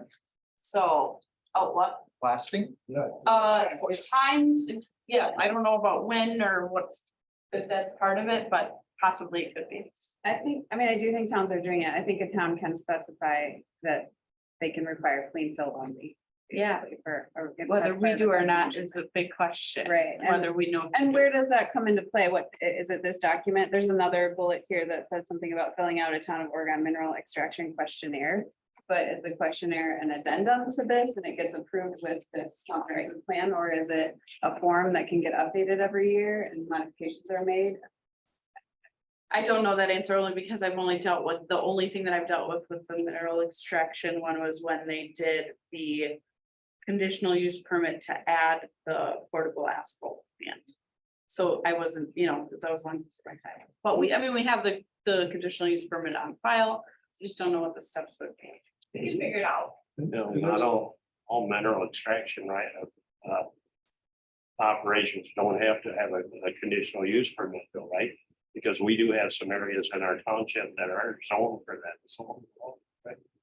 So, the way I read We this don't here, it really looks have like much we control. have to have site plan and another winger properties that are out there beyond their. for a, yeah, you need that to have a CUP, so I would think They'll do what they want to do. I mean, they'll do what they have to do. when they're- Right. you gotta look at the reformation plan. That's gotta be. Right, it looks like we get one and we review it, but yeah, how, How what are the we specific- don't see much. Maybe it's not exact, but I didn't get that. Yeah, okay, well, you may be hitting, I'm wondering if, you're talking reclamation standards. Such as clean fill, non-contaminated or uncontaminated. Yeah, something Is- beyond just like, I think Decide they wanna- here it does lay out that it should be, you know, That's already zoned. complementary to the land use, but that's really. If You there- don't have to even talk. I don't know when we've had a reclamation, of a site yet. So I'm wondering if this is a question to ask Brian. To say, is this the place for reclamation standards or not? Or is that someplace else? Is that Well, another and if you, document? yeah, I think you're right. Maybe we should ask. In the big scheme of things, where does the reclamation plan get scrutinized? Mhm. Yes. Yeah, and then what happens for sites like you just said that fall out, that don't need a conditional use permit? Would they still fall into this process? Because they're, That's they don't where need a six permit? is, that's where six is, let's all hope we play nice together. yeah. That's a hope and a prayer for us. I'm looking at chapter 10, which is the Dane County regulations on zoning. Did you get chapter 10? I just have the summary. Oh, I okay. got the chart. It was like, wait, I get it. Extraction, it tells us what zoning districts permit mineral extraction. And in every case where mineral extraction is permitted, a conditional use permit is required. So I think that solves that. So we would all- That's every zoning designation that permits mineral extraction also requires a conditional use permit. But there still is an exemption of pre-existing, Yeah, the grandfathered ones that do not require the CUP. That's good, because we can put any kind of limitations on them we want, That's right. you know, how they reclaim or how they set up their operations practically. Even on ones that are grandfathered?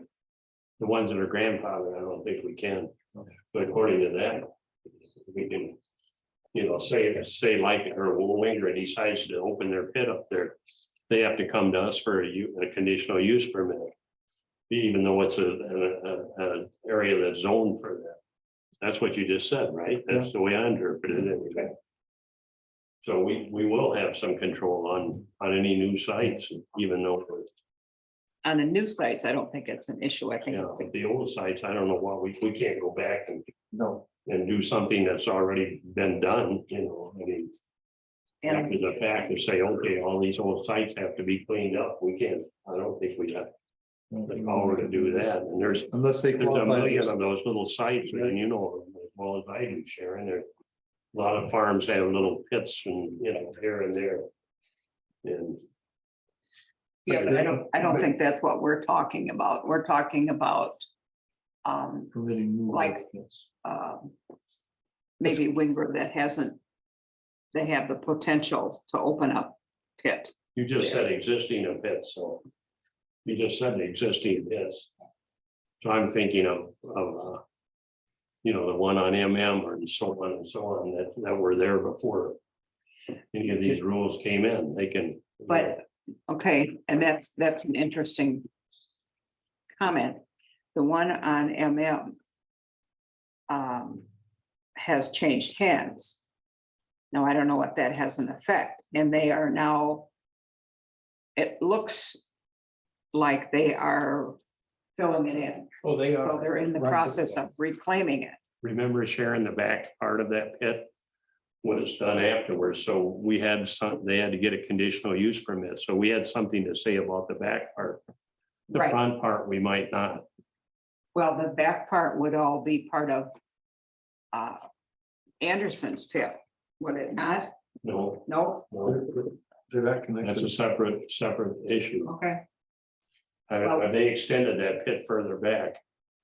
And I can't remember the guy's name, but it wasn't owned by Anderson, it was owned by. right off, right well, off. no, he didn't own that property, it was what was the guy that lives on A owned Oh, that Chuck property. Stern. Kind of- Chuck Stearns, It's like behind Bankies or next to Bankies, he owned that property, yeah, Chuck Stearns, yeah, but that pit that is there is all being filled in now. That's great. And I don't know, I'm sure there's no reclamation plan in place. And And who so- knows what they're filling it in with? That's Jenna's point. It could be And the- tainted material from another site.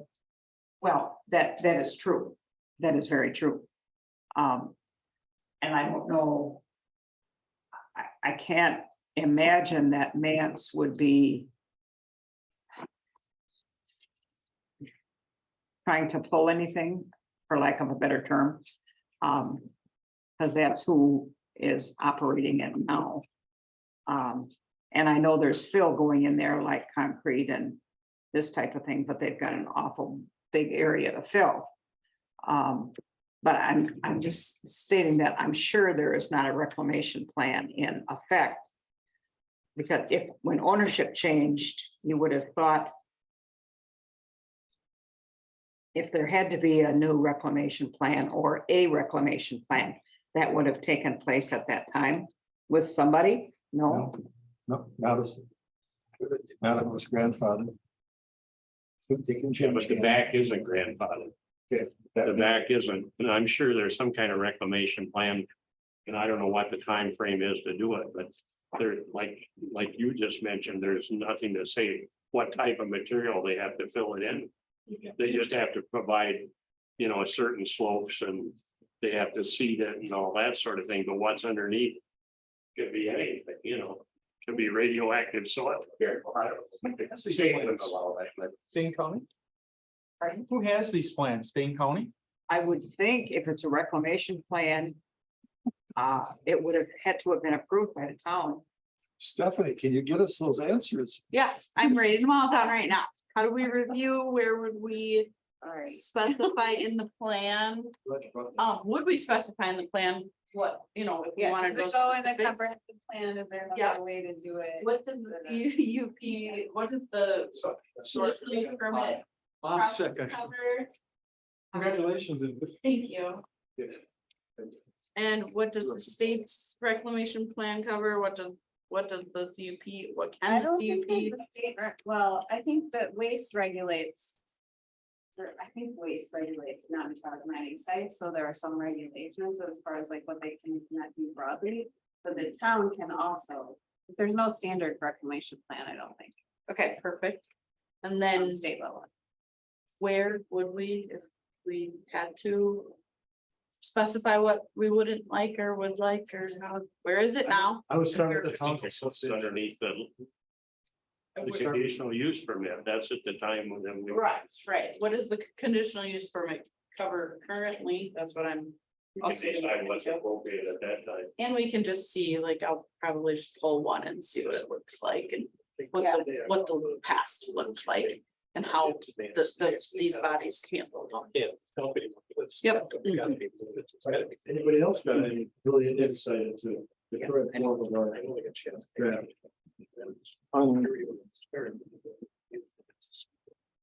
Anybody? I've got some. The floor is yours. Okay. On big page 19. Types of development limited. 4B1. Starting there, I was a little bit confused with it. Had any that new single family residential development. One. And it says any land zoned to allow new single family, non-farm residential development, duplexes or multifamily units will count, new family development will count as one development unit per housing unit. That term housing unit, I first read that to be thinking building. And I just want to make sure that this is, our policy is that it's per living unit. See, a housing unit is a different term. A living unit is you have 4 apartments, you have 4 living units. We don't have definitions in here that says housing unit is one family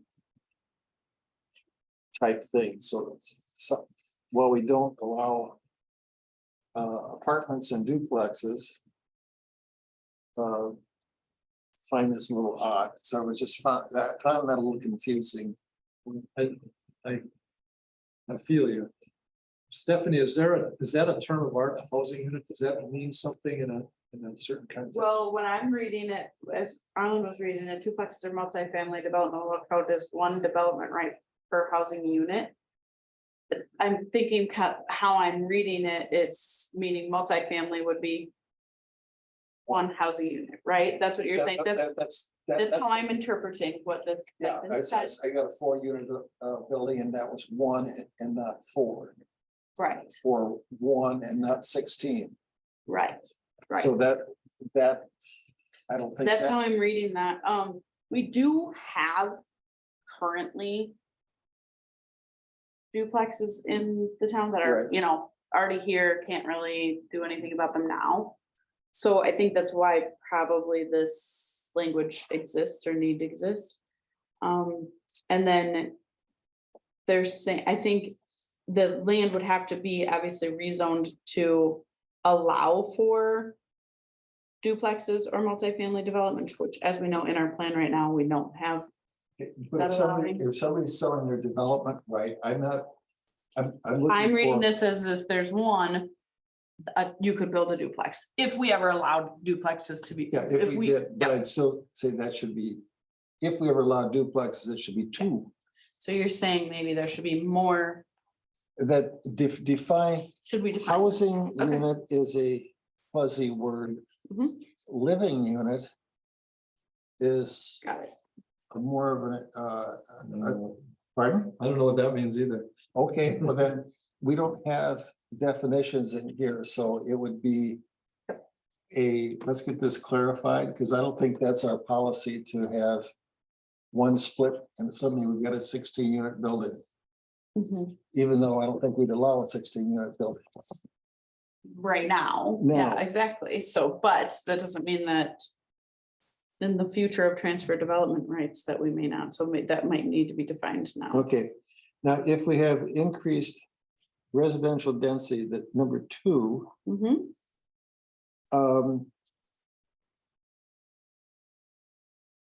to allow for, I'm not quite sure where we're going from the RR4, unless that is 4 acres or more, I believe. Mhm. So 4 acres or more could be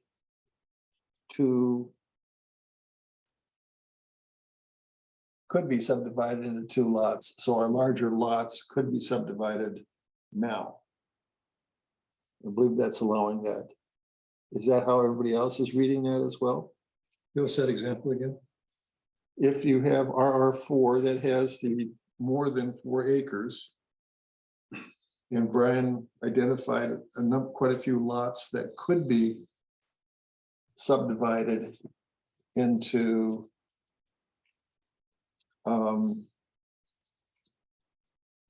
they could be subdivided now, which would allow 2 lots if they were 2 acres each at the RR2, which is 2 or more acres.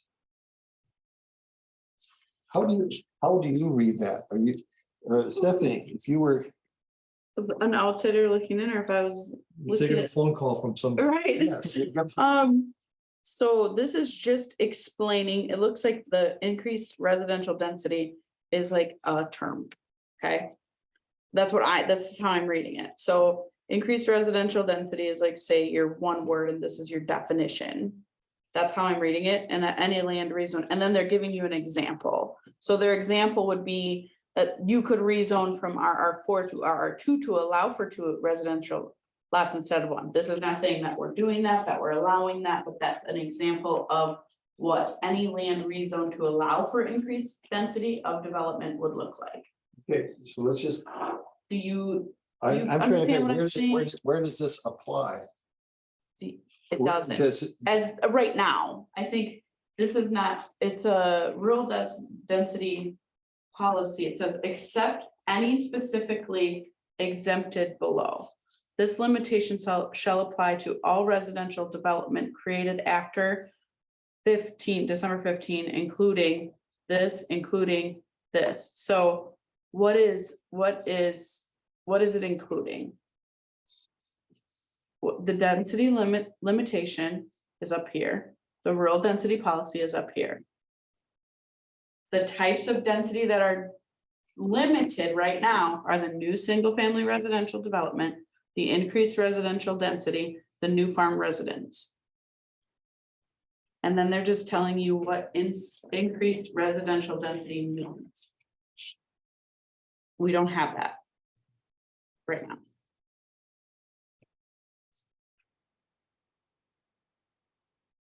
I don't think you're.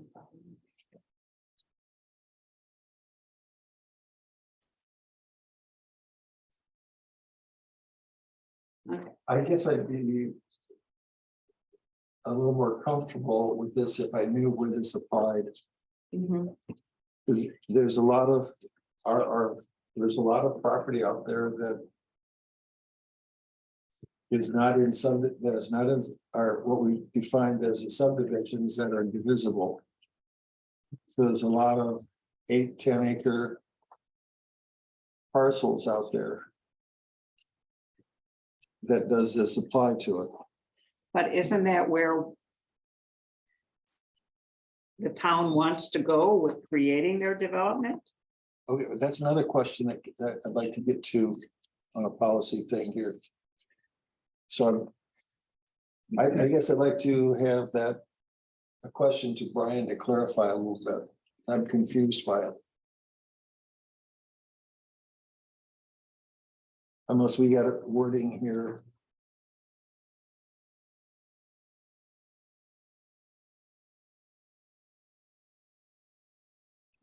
We find this.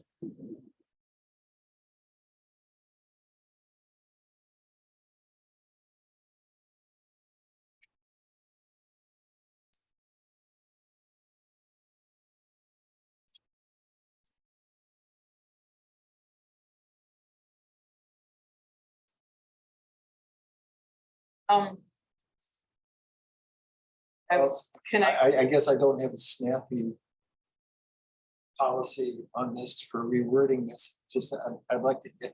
Yeah, I get exactly what you're trying to clarify here. If they're not really something that's there, then what are these examples of? Yeah. But what I'm seeing is that our rural density policy, as it stands right now, our density limitation is not to exceed one dwelling unit per 35 acres held in a single contiguous or non-contiguous ownership as of December 15th, 1994. The types of development that are limited, meaning that except as specifically exempted below, this limitation shall apply to all residential development created after this, including, and then what they're saying, it's including new single-family residential development, increased residential density, and new farm residents. They will have to abide by this unless otherwise defined. And then what they're doing underneath each one of these, each 1, 2, and 3, is they're explaining what a new farm residential resident is. Its residence is any approved conditional use permit for a farm residence. Any land rezoned to allow for density of development, rezoning from RR4 to RR whatever. They still have to comply unless exempt. Is it clear to everybody else and I'm the only dense one in the room? No, I don't think it's clear to anybody. This is one of those that I mentally circled that said, if we're gonna make this plan easier to read. This is not This the has easy gotta way to go. do it. Yes, I agree. Okay. I just have a big question mark in margin. At the start of the section, and I think I maybe just Okay, so. gave up a little. Give up at the You got- bottom. you got- you got Yeah. Fuzzy language. I understand it, and I think it represents the way that I understand the policy from just my brief introduction here, but it could be. Especially Yes. because we understand it maybe in a different way because of our Yeah. preview of all of this, working with it for even however long. Whereas people new to it or somebody who might have to interpret this, a resident, i.e. could probably not be able to interpret that, 'cause we're having a hard time clarifying. This is mostly template language that came from. Exactly my question. Is this what was in the plan in 2007? This very language we're just carrying? I don't know. We have to dig that out. This is our draft from August, which includes language that you all asked to be put in there. But we don't have TDR now, so this is new language. That's new language, yes, yep. So yeah, I guess I'm asking the origin of the language. That's from template that most towns use or someone just create this. That's an important one because it sets forth our policy, which is Oh, it's very important. Yeah. objectives to maintain rural character and preserve culture. That's supposed to be what this is addressing. Limiting. I think it's there, and I think what's there reads, as I understand, how you all have been talking about this policy. But this is where also, if it's confusing, people can get creative and confusing it further and doing something we didn't want them to do in the first place. Oh. Does that say? Anything else that boggles the mind?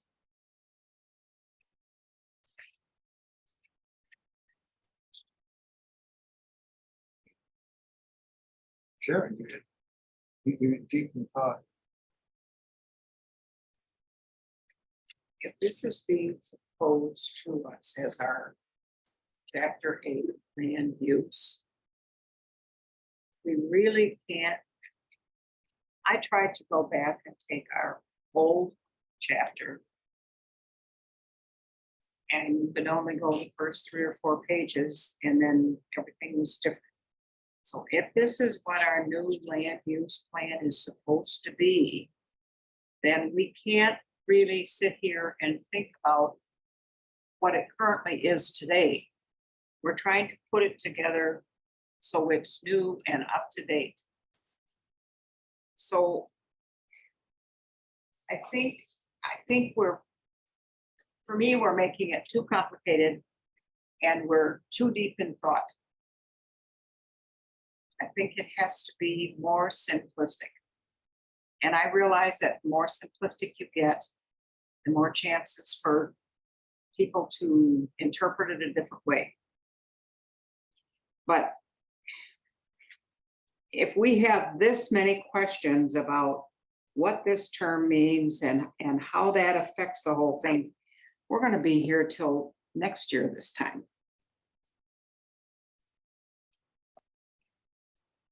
That's all I got to say. Any place you can simplify it, please. Delighted to hear it. No, Or- you wouldn't be delighted to hear. I mean, it's moving in the right direction, I think. But I think maybe we've lost our way on where we're going. Maybe I'm the only one that's lost my way onto where we're going. But it's very confusing. No, I think we can agree on that.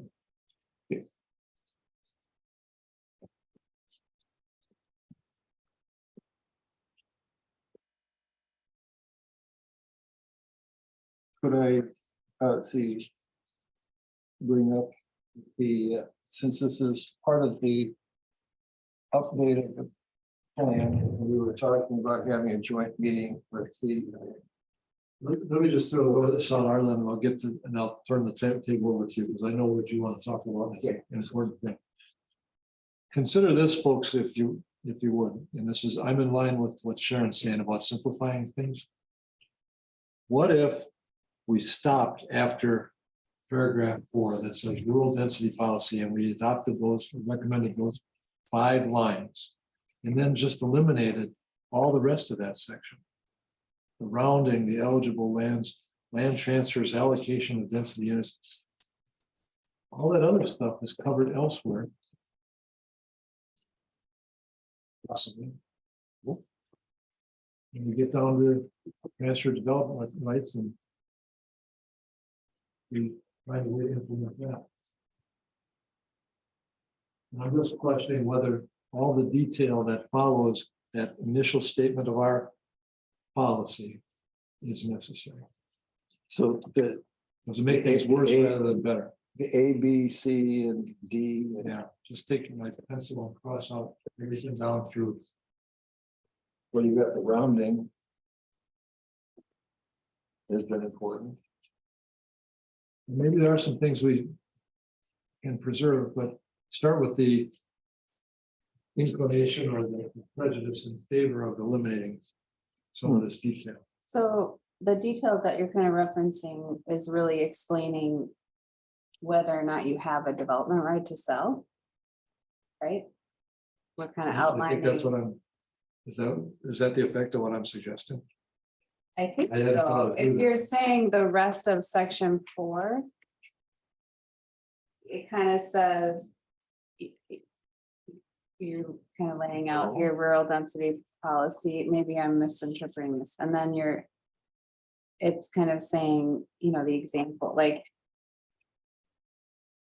It's a split for 35 acres held in single contiguous as of December 1994. So you go through there and then you're saying kind of the rest of that whole section could go. We're just looking at A and B. Under 4.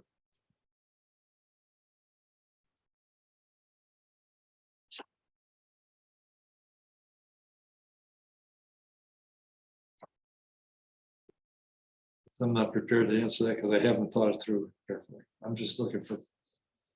What would the plan, what would the plan be workable if we cut out some? Well, I kind of wonder now, looking at it, if.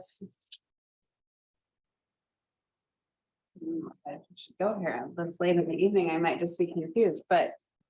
I kind of wonder if. B. Really. Yeah, like, does it belong here? Is it necessary? Is A and B necessary? Yeah, I I think think- A is A necessary. is necessary, but B may not be. I think the purpose of B is, this overall thing is talking about. Splits or buildable units or whatever. And I think B is maybe a weak attempt to explain where. Splits may or may not be used or created. So for example. Carl brought up number 1. Is. The. Whole structure that has 1 to many. Family units considered 1 split or many splits. 2 kind of confuses me. 3, new farm residents. Any approved conditional use for the farm residents.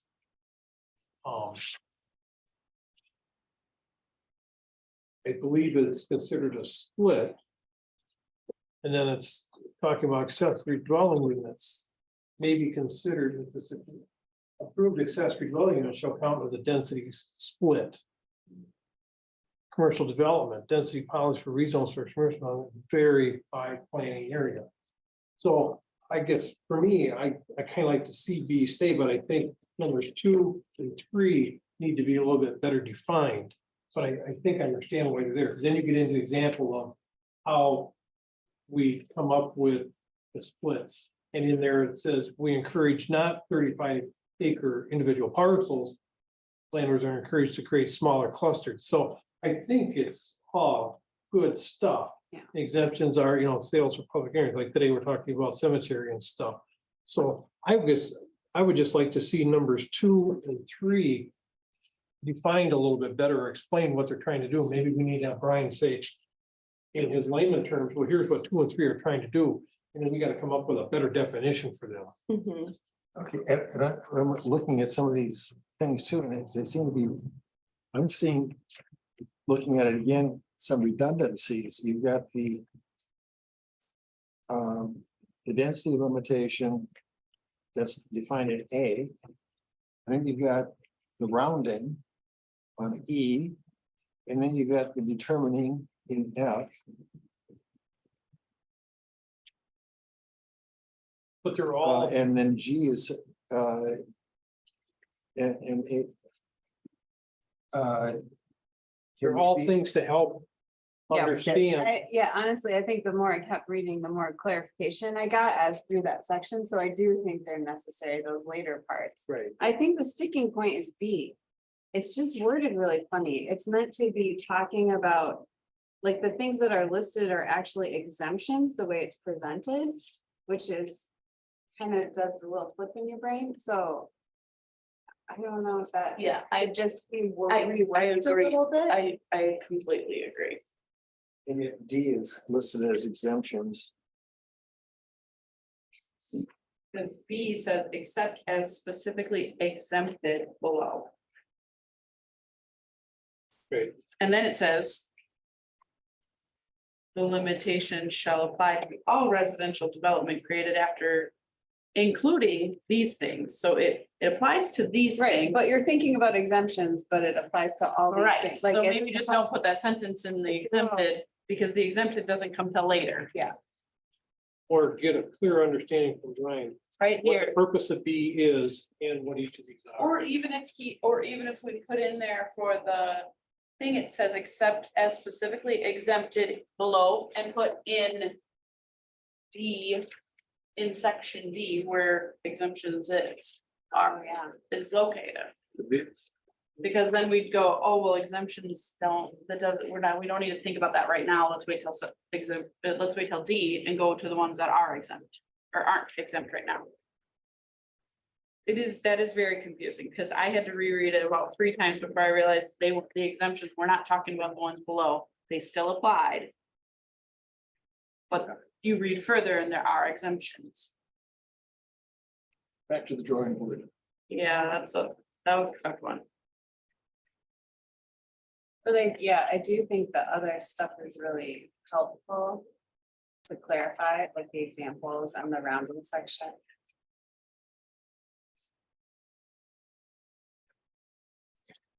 The definition almost of what it is.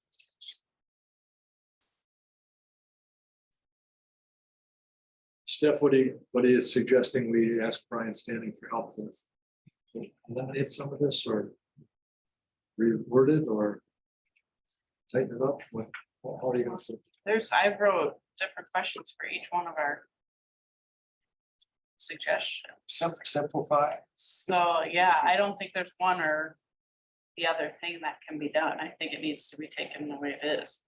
And like that one, if I ask him and I say, hey, this is how I'm reading and this is what kind of gave us a little hiccup in being able to move forward, what could we do to clarify that it wouldn't cause somebody to get kind of jammed up at that point?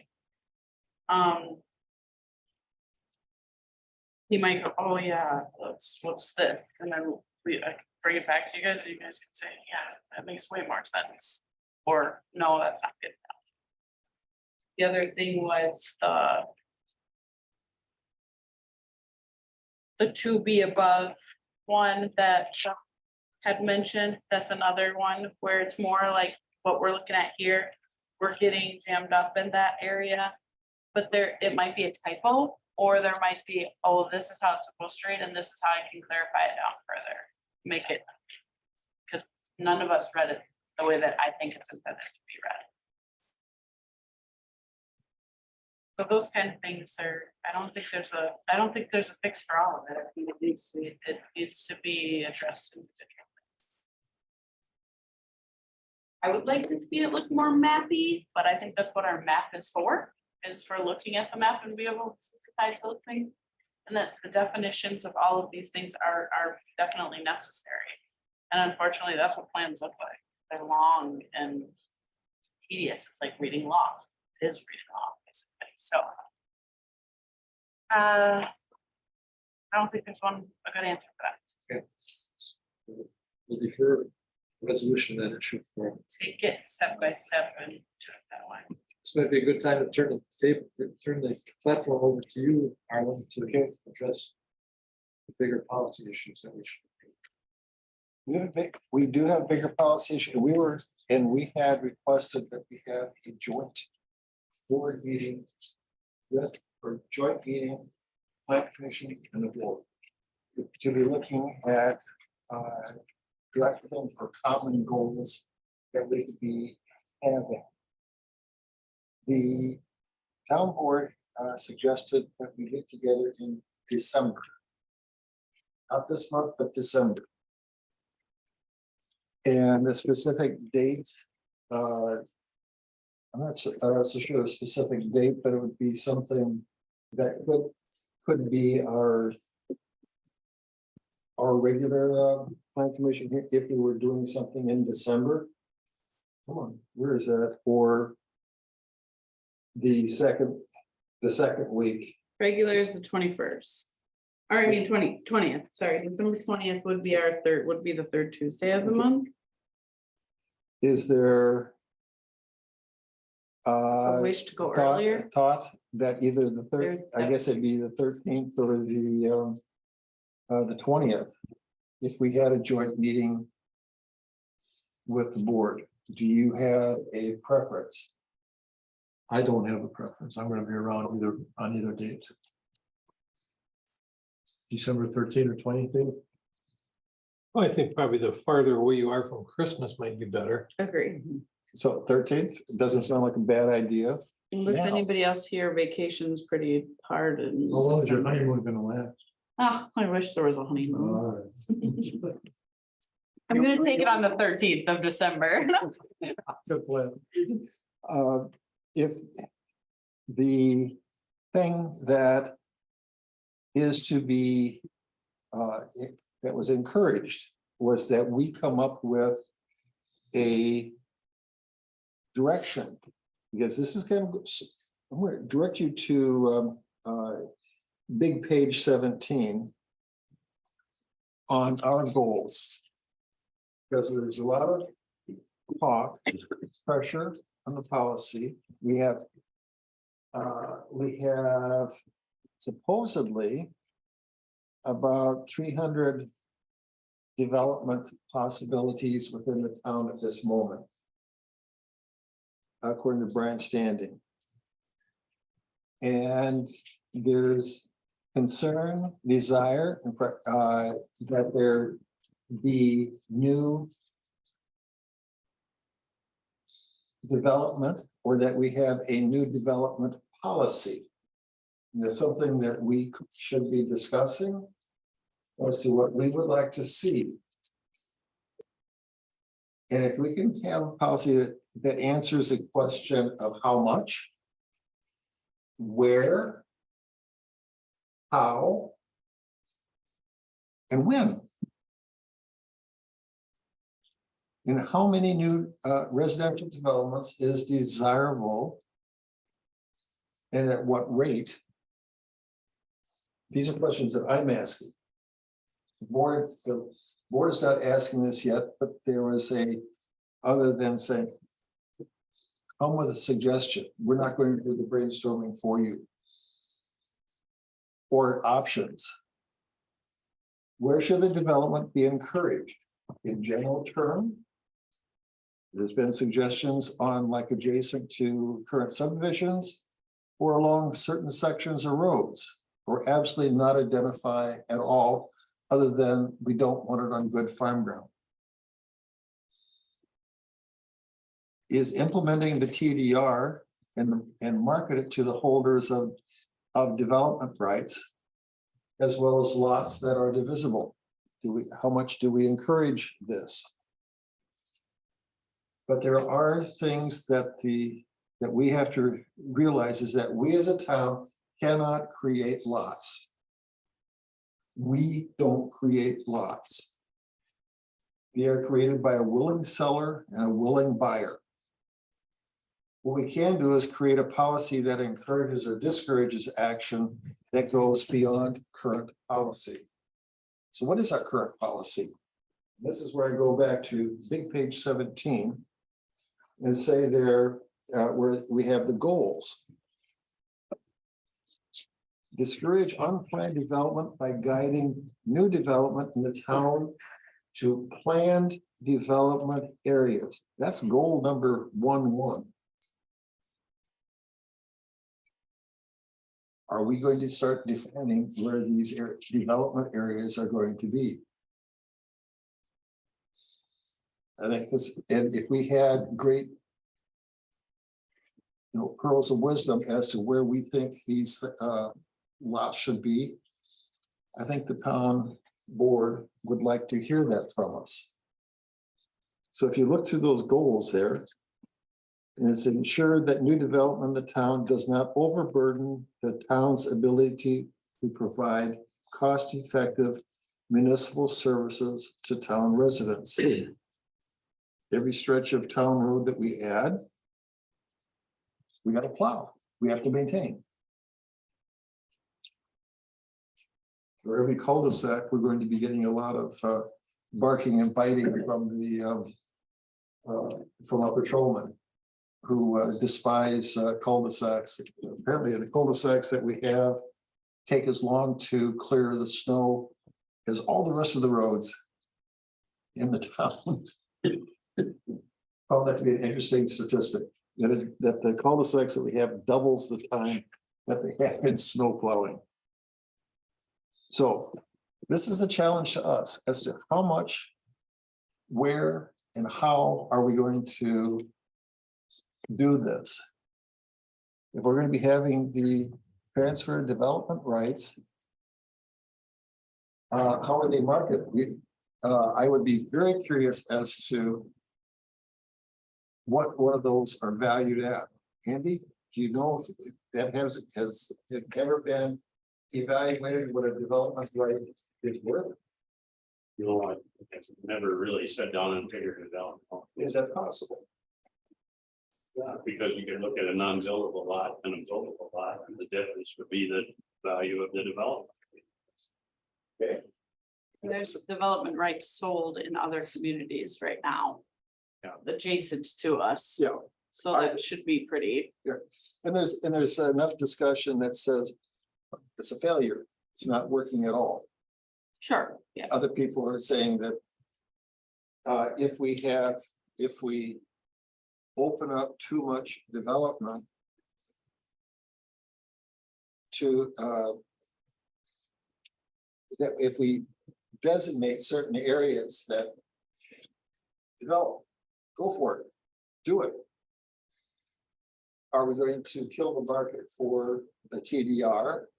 And are we only going to encourage development on the farms, on the farmland that we're trying to protect? Are we gonna favor some farm owners over others because of the areas? Something, So these are questions you're putting out there. these are questions I'm just putting out there, not giving answers. So but the thing that I would be directing is that our next couple of meetings, we've got an October, November meeting, I would like to have on the agenda. If we were told to be having, that we're going to be wanting to encourage development. And we state as a policy. Do we have areas that we define for development? You're saying define the areas? A specific area? or Okay. just a general thing?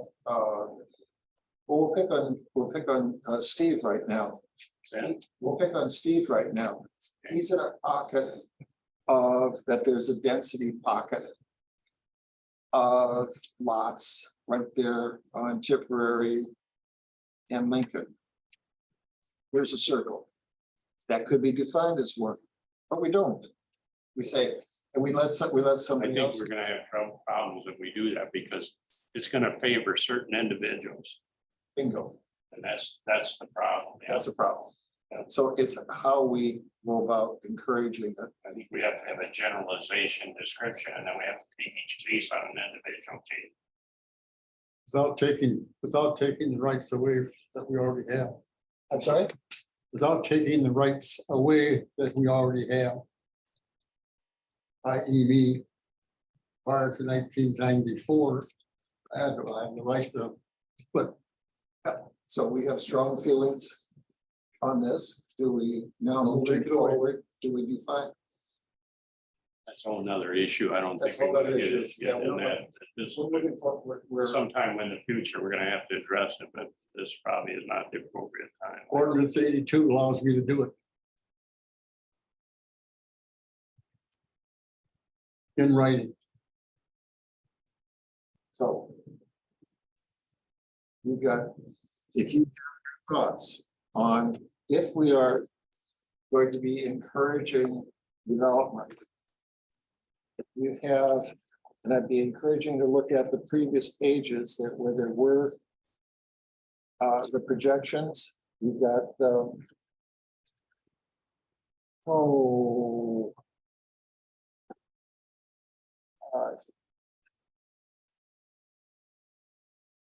it's at least in the minutes where Brian Standing was saying, it's about 300 parcels that could be created by the policies that we have right now in the town.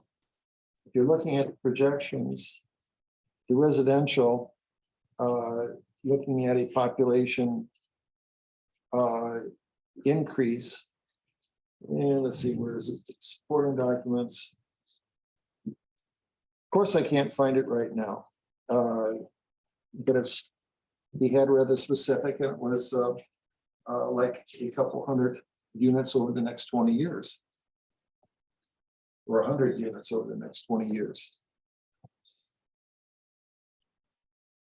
So that's something that if you are up for that, along with our continuing with the comp plan, that we start looking at what we can do that, again, doesn't get in the bugaboo of favoring somebody.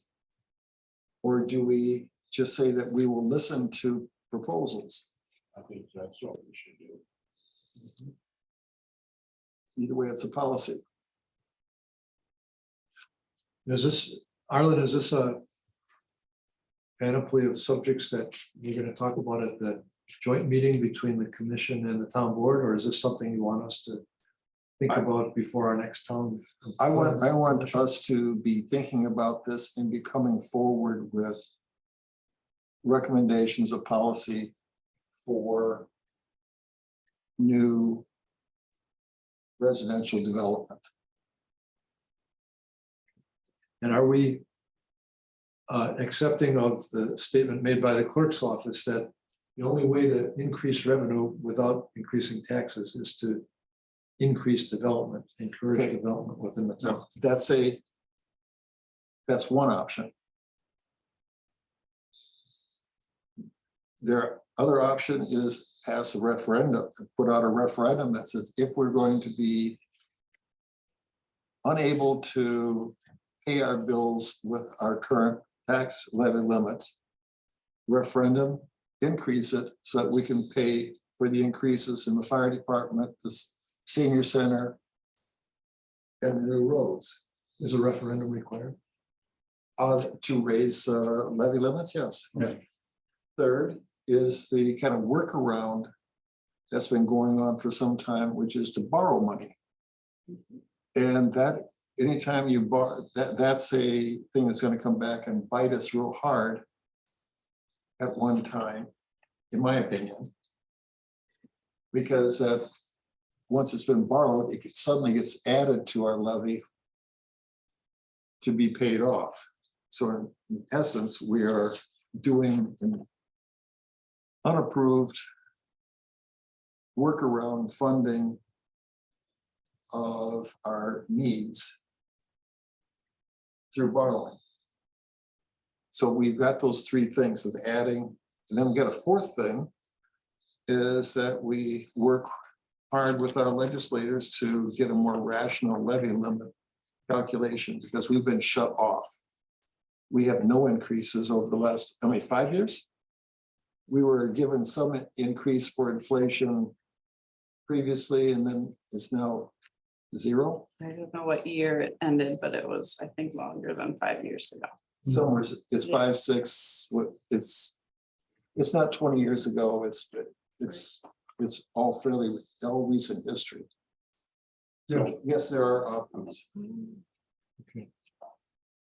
And we should be, the message you're giving us tonight is that we should be thinking about this and proposing some ideas next time we get together. Yes, if we're going to be encouraging, are we going to be encouraging development and be able to retain our rural character? The hell with the rural character. That's a myth. Or, I'm being a little facetious here, but I don't know, but these are things that we need to be saying.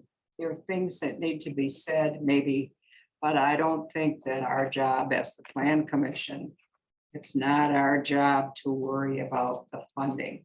We are here to put together a policy that we can work with, that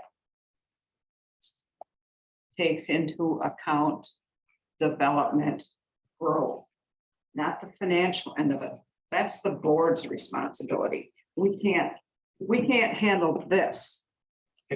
You've got the 300 lots that Brian Standing has identified exist now. Mhm.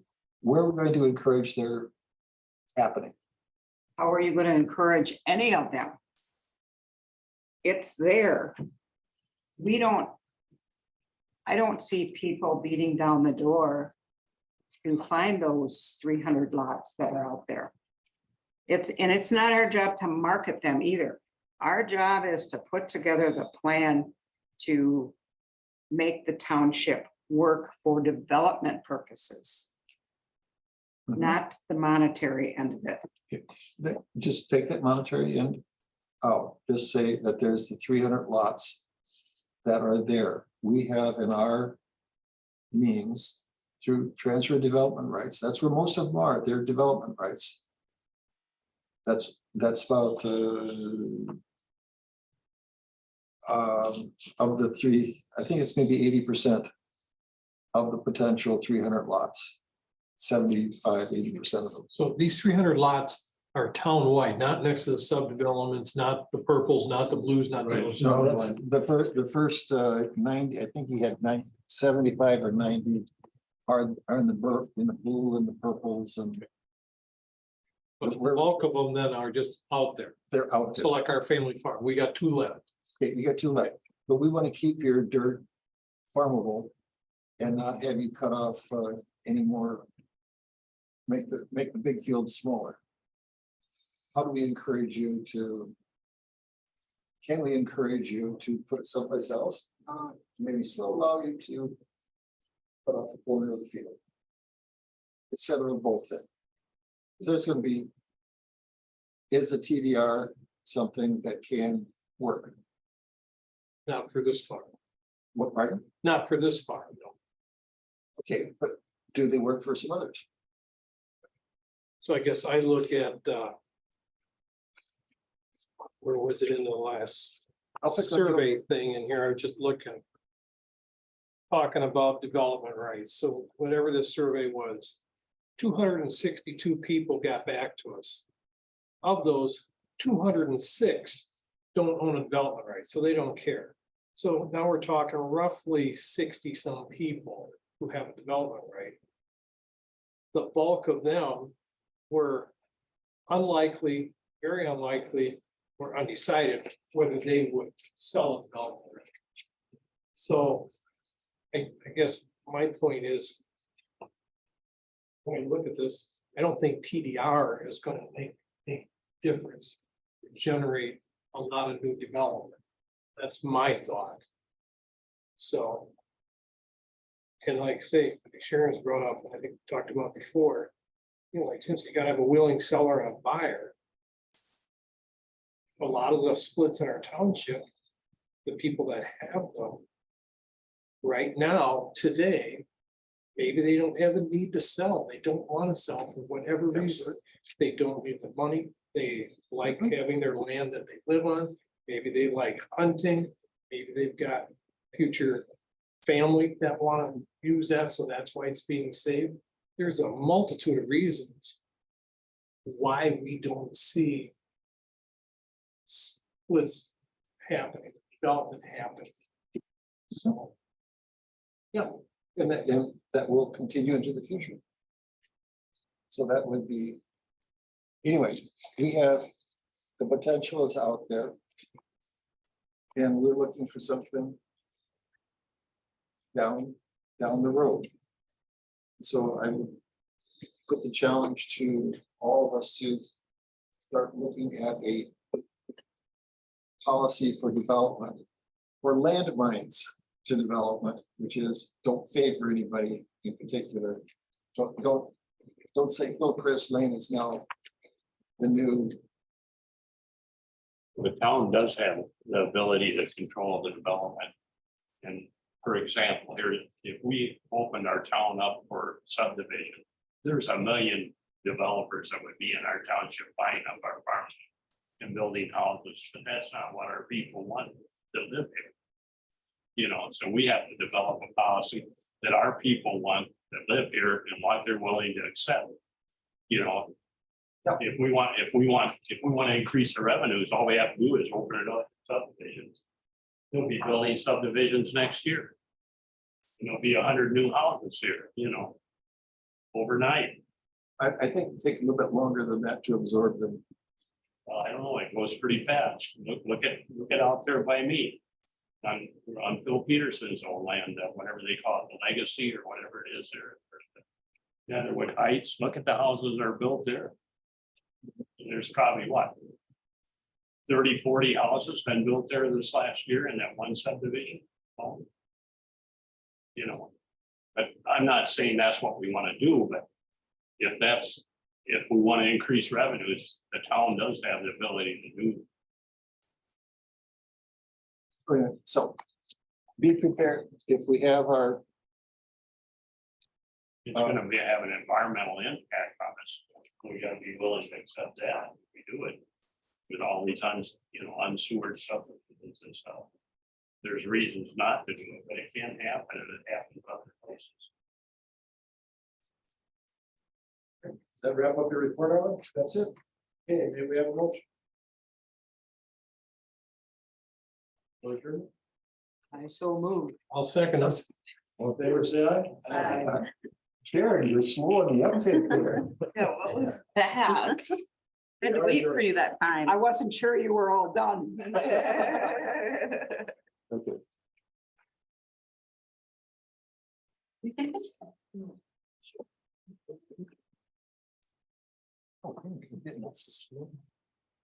Andrew,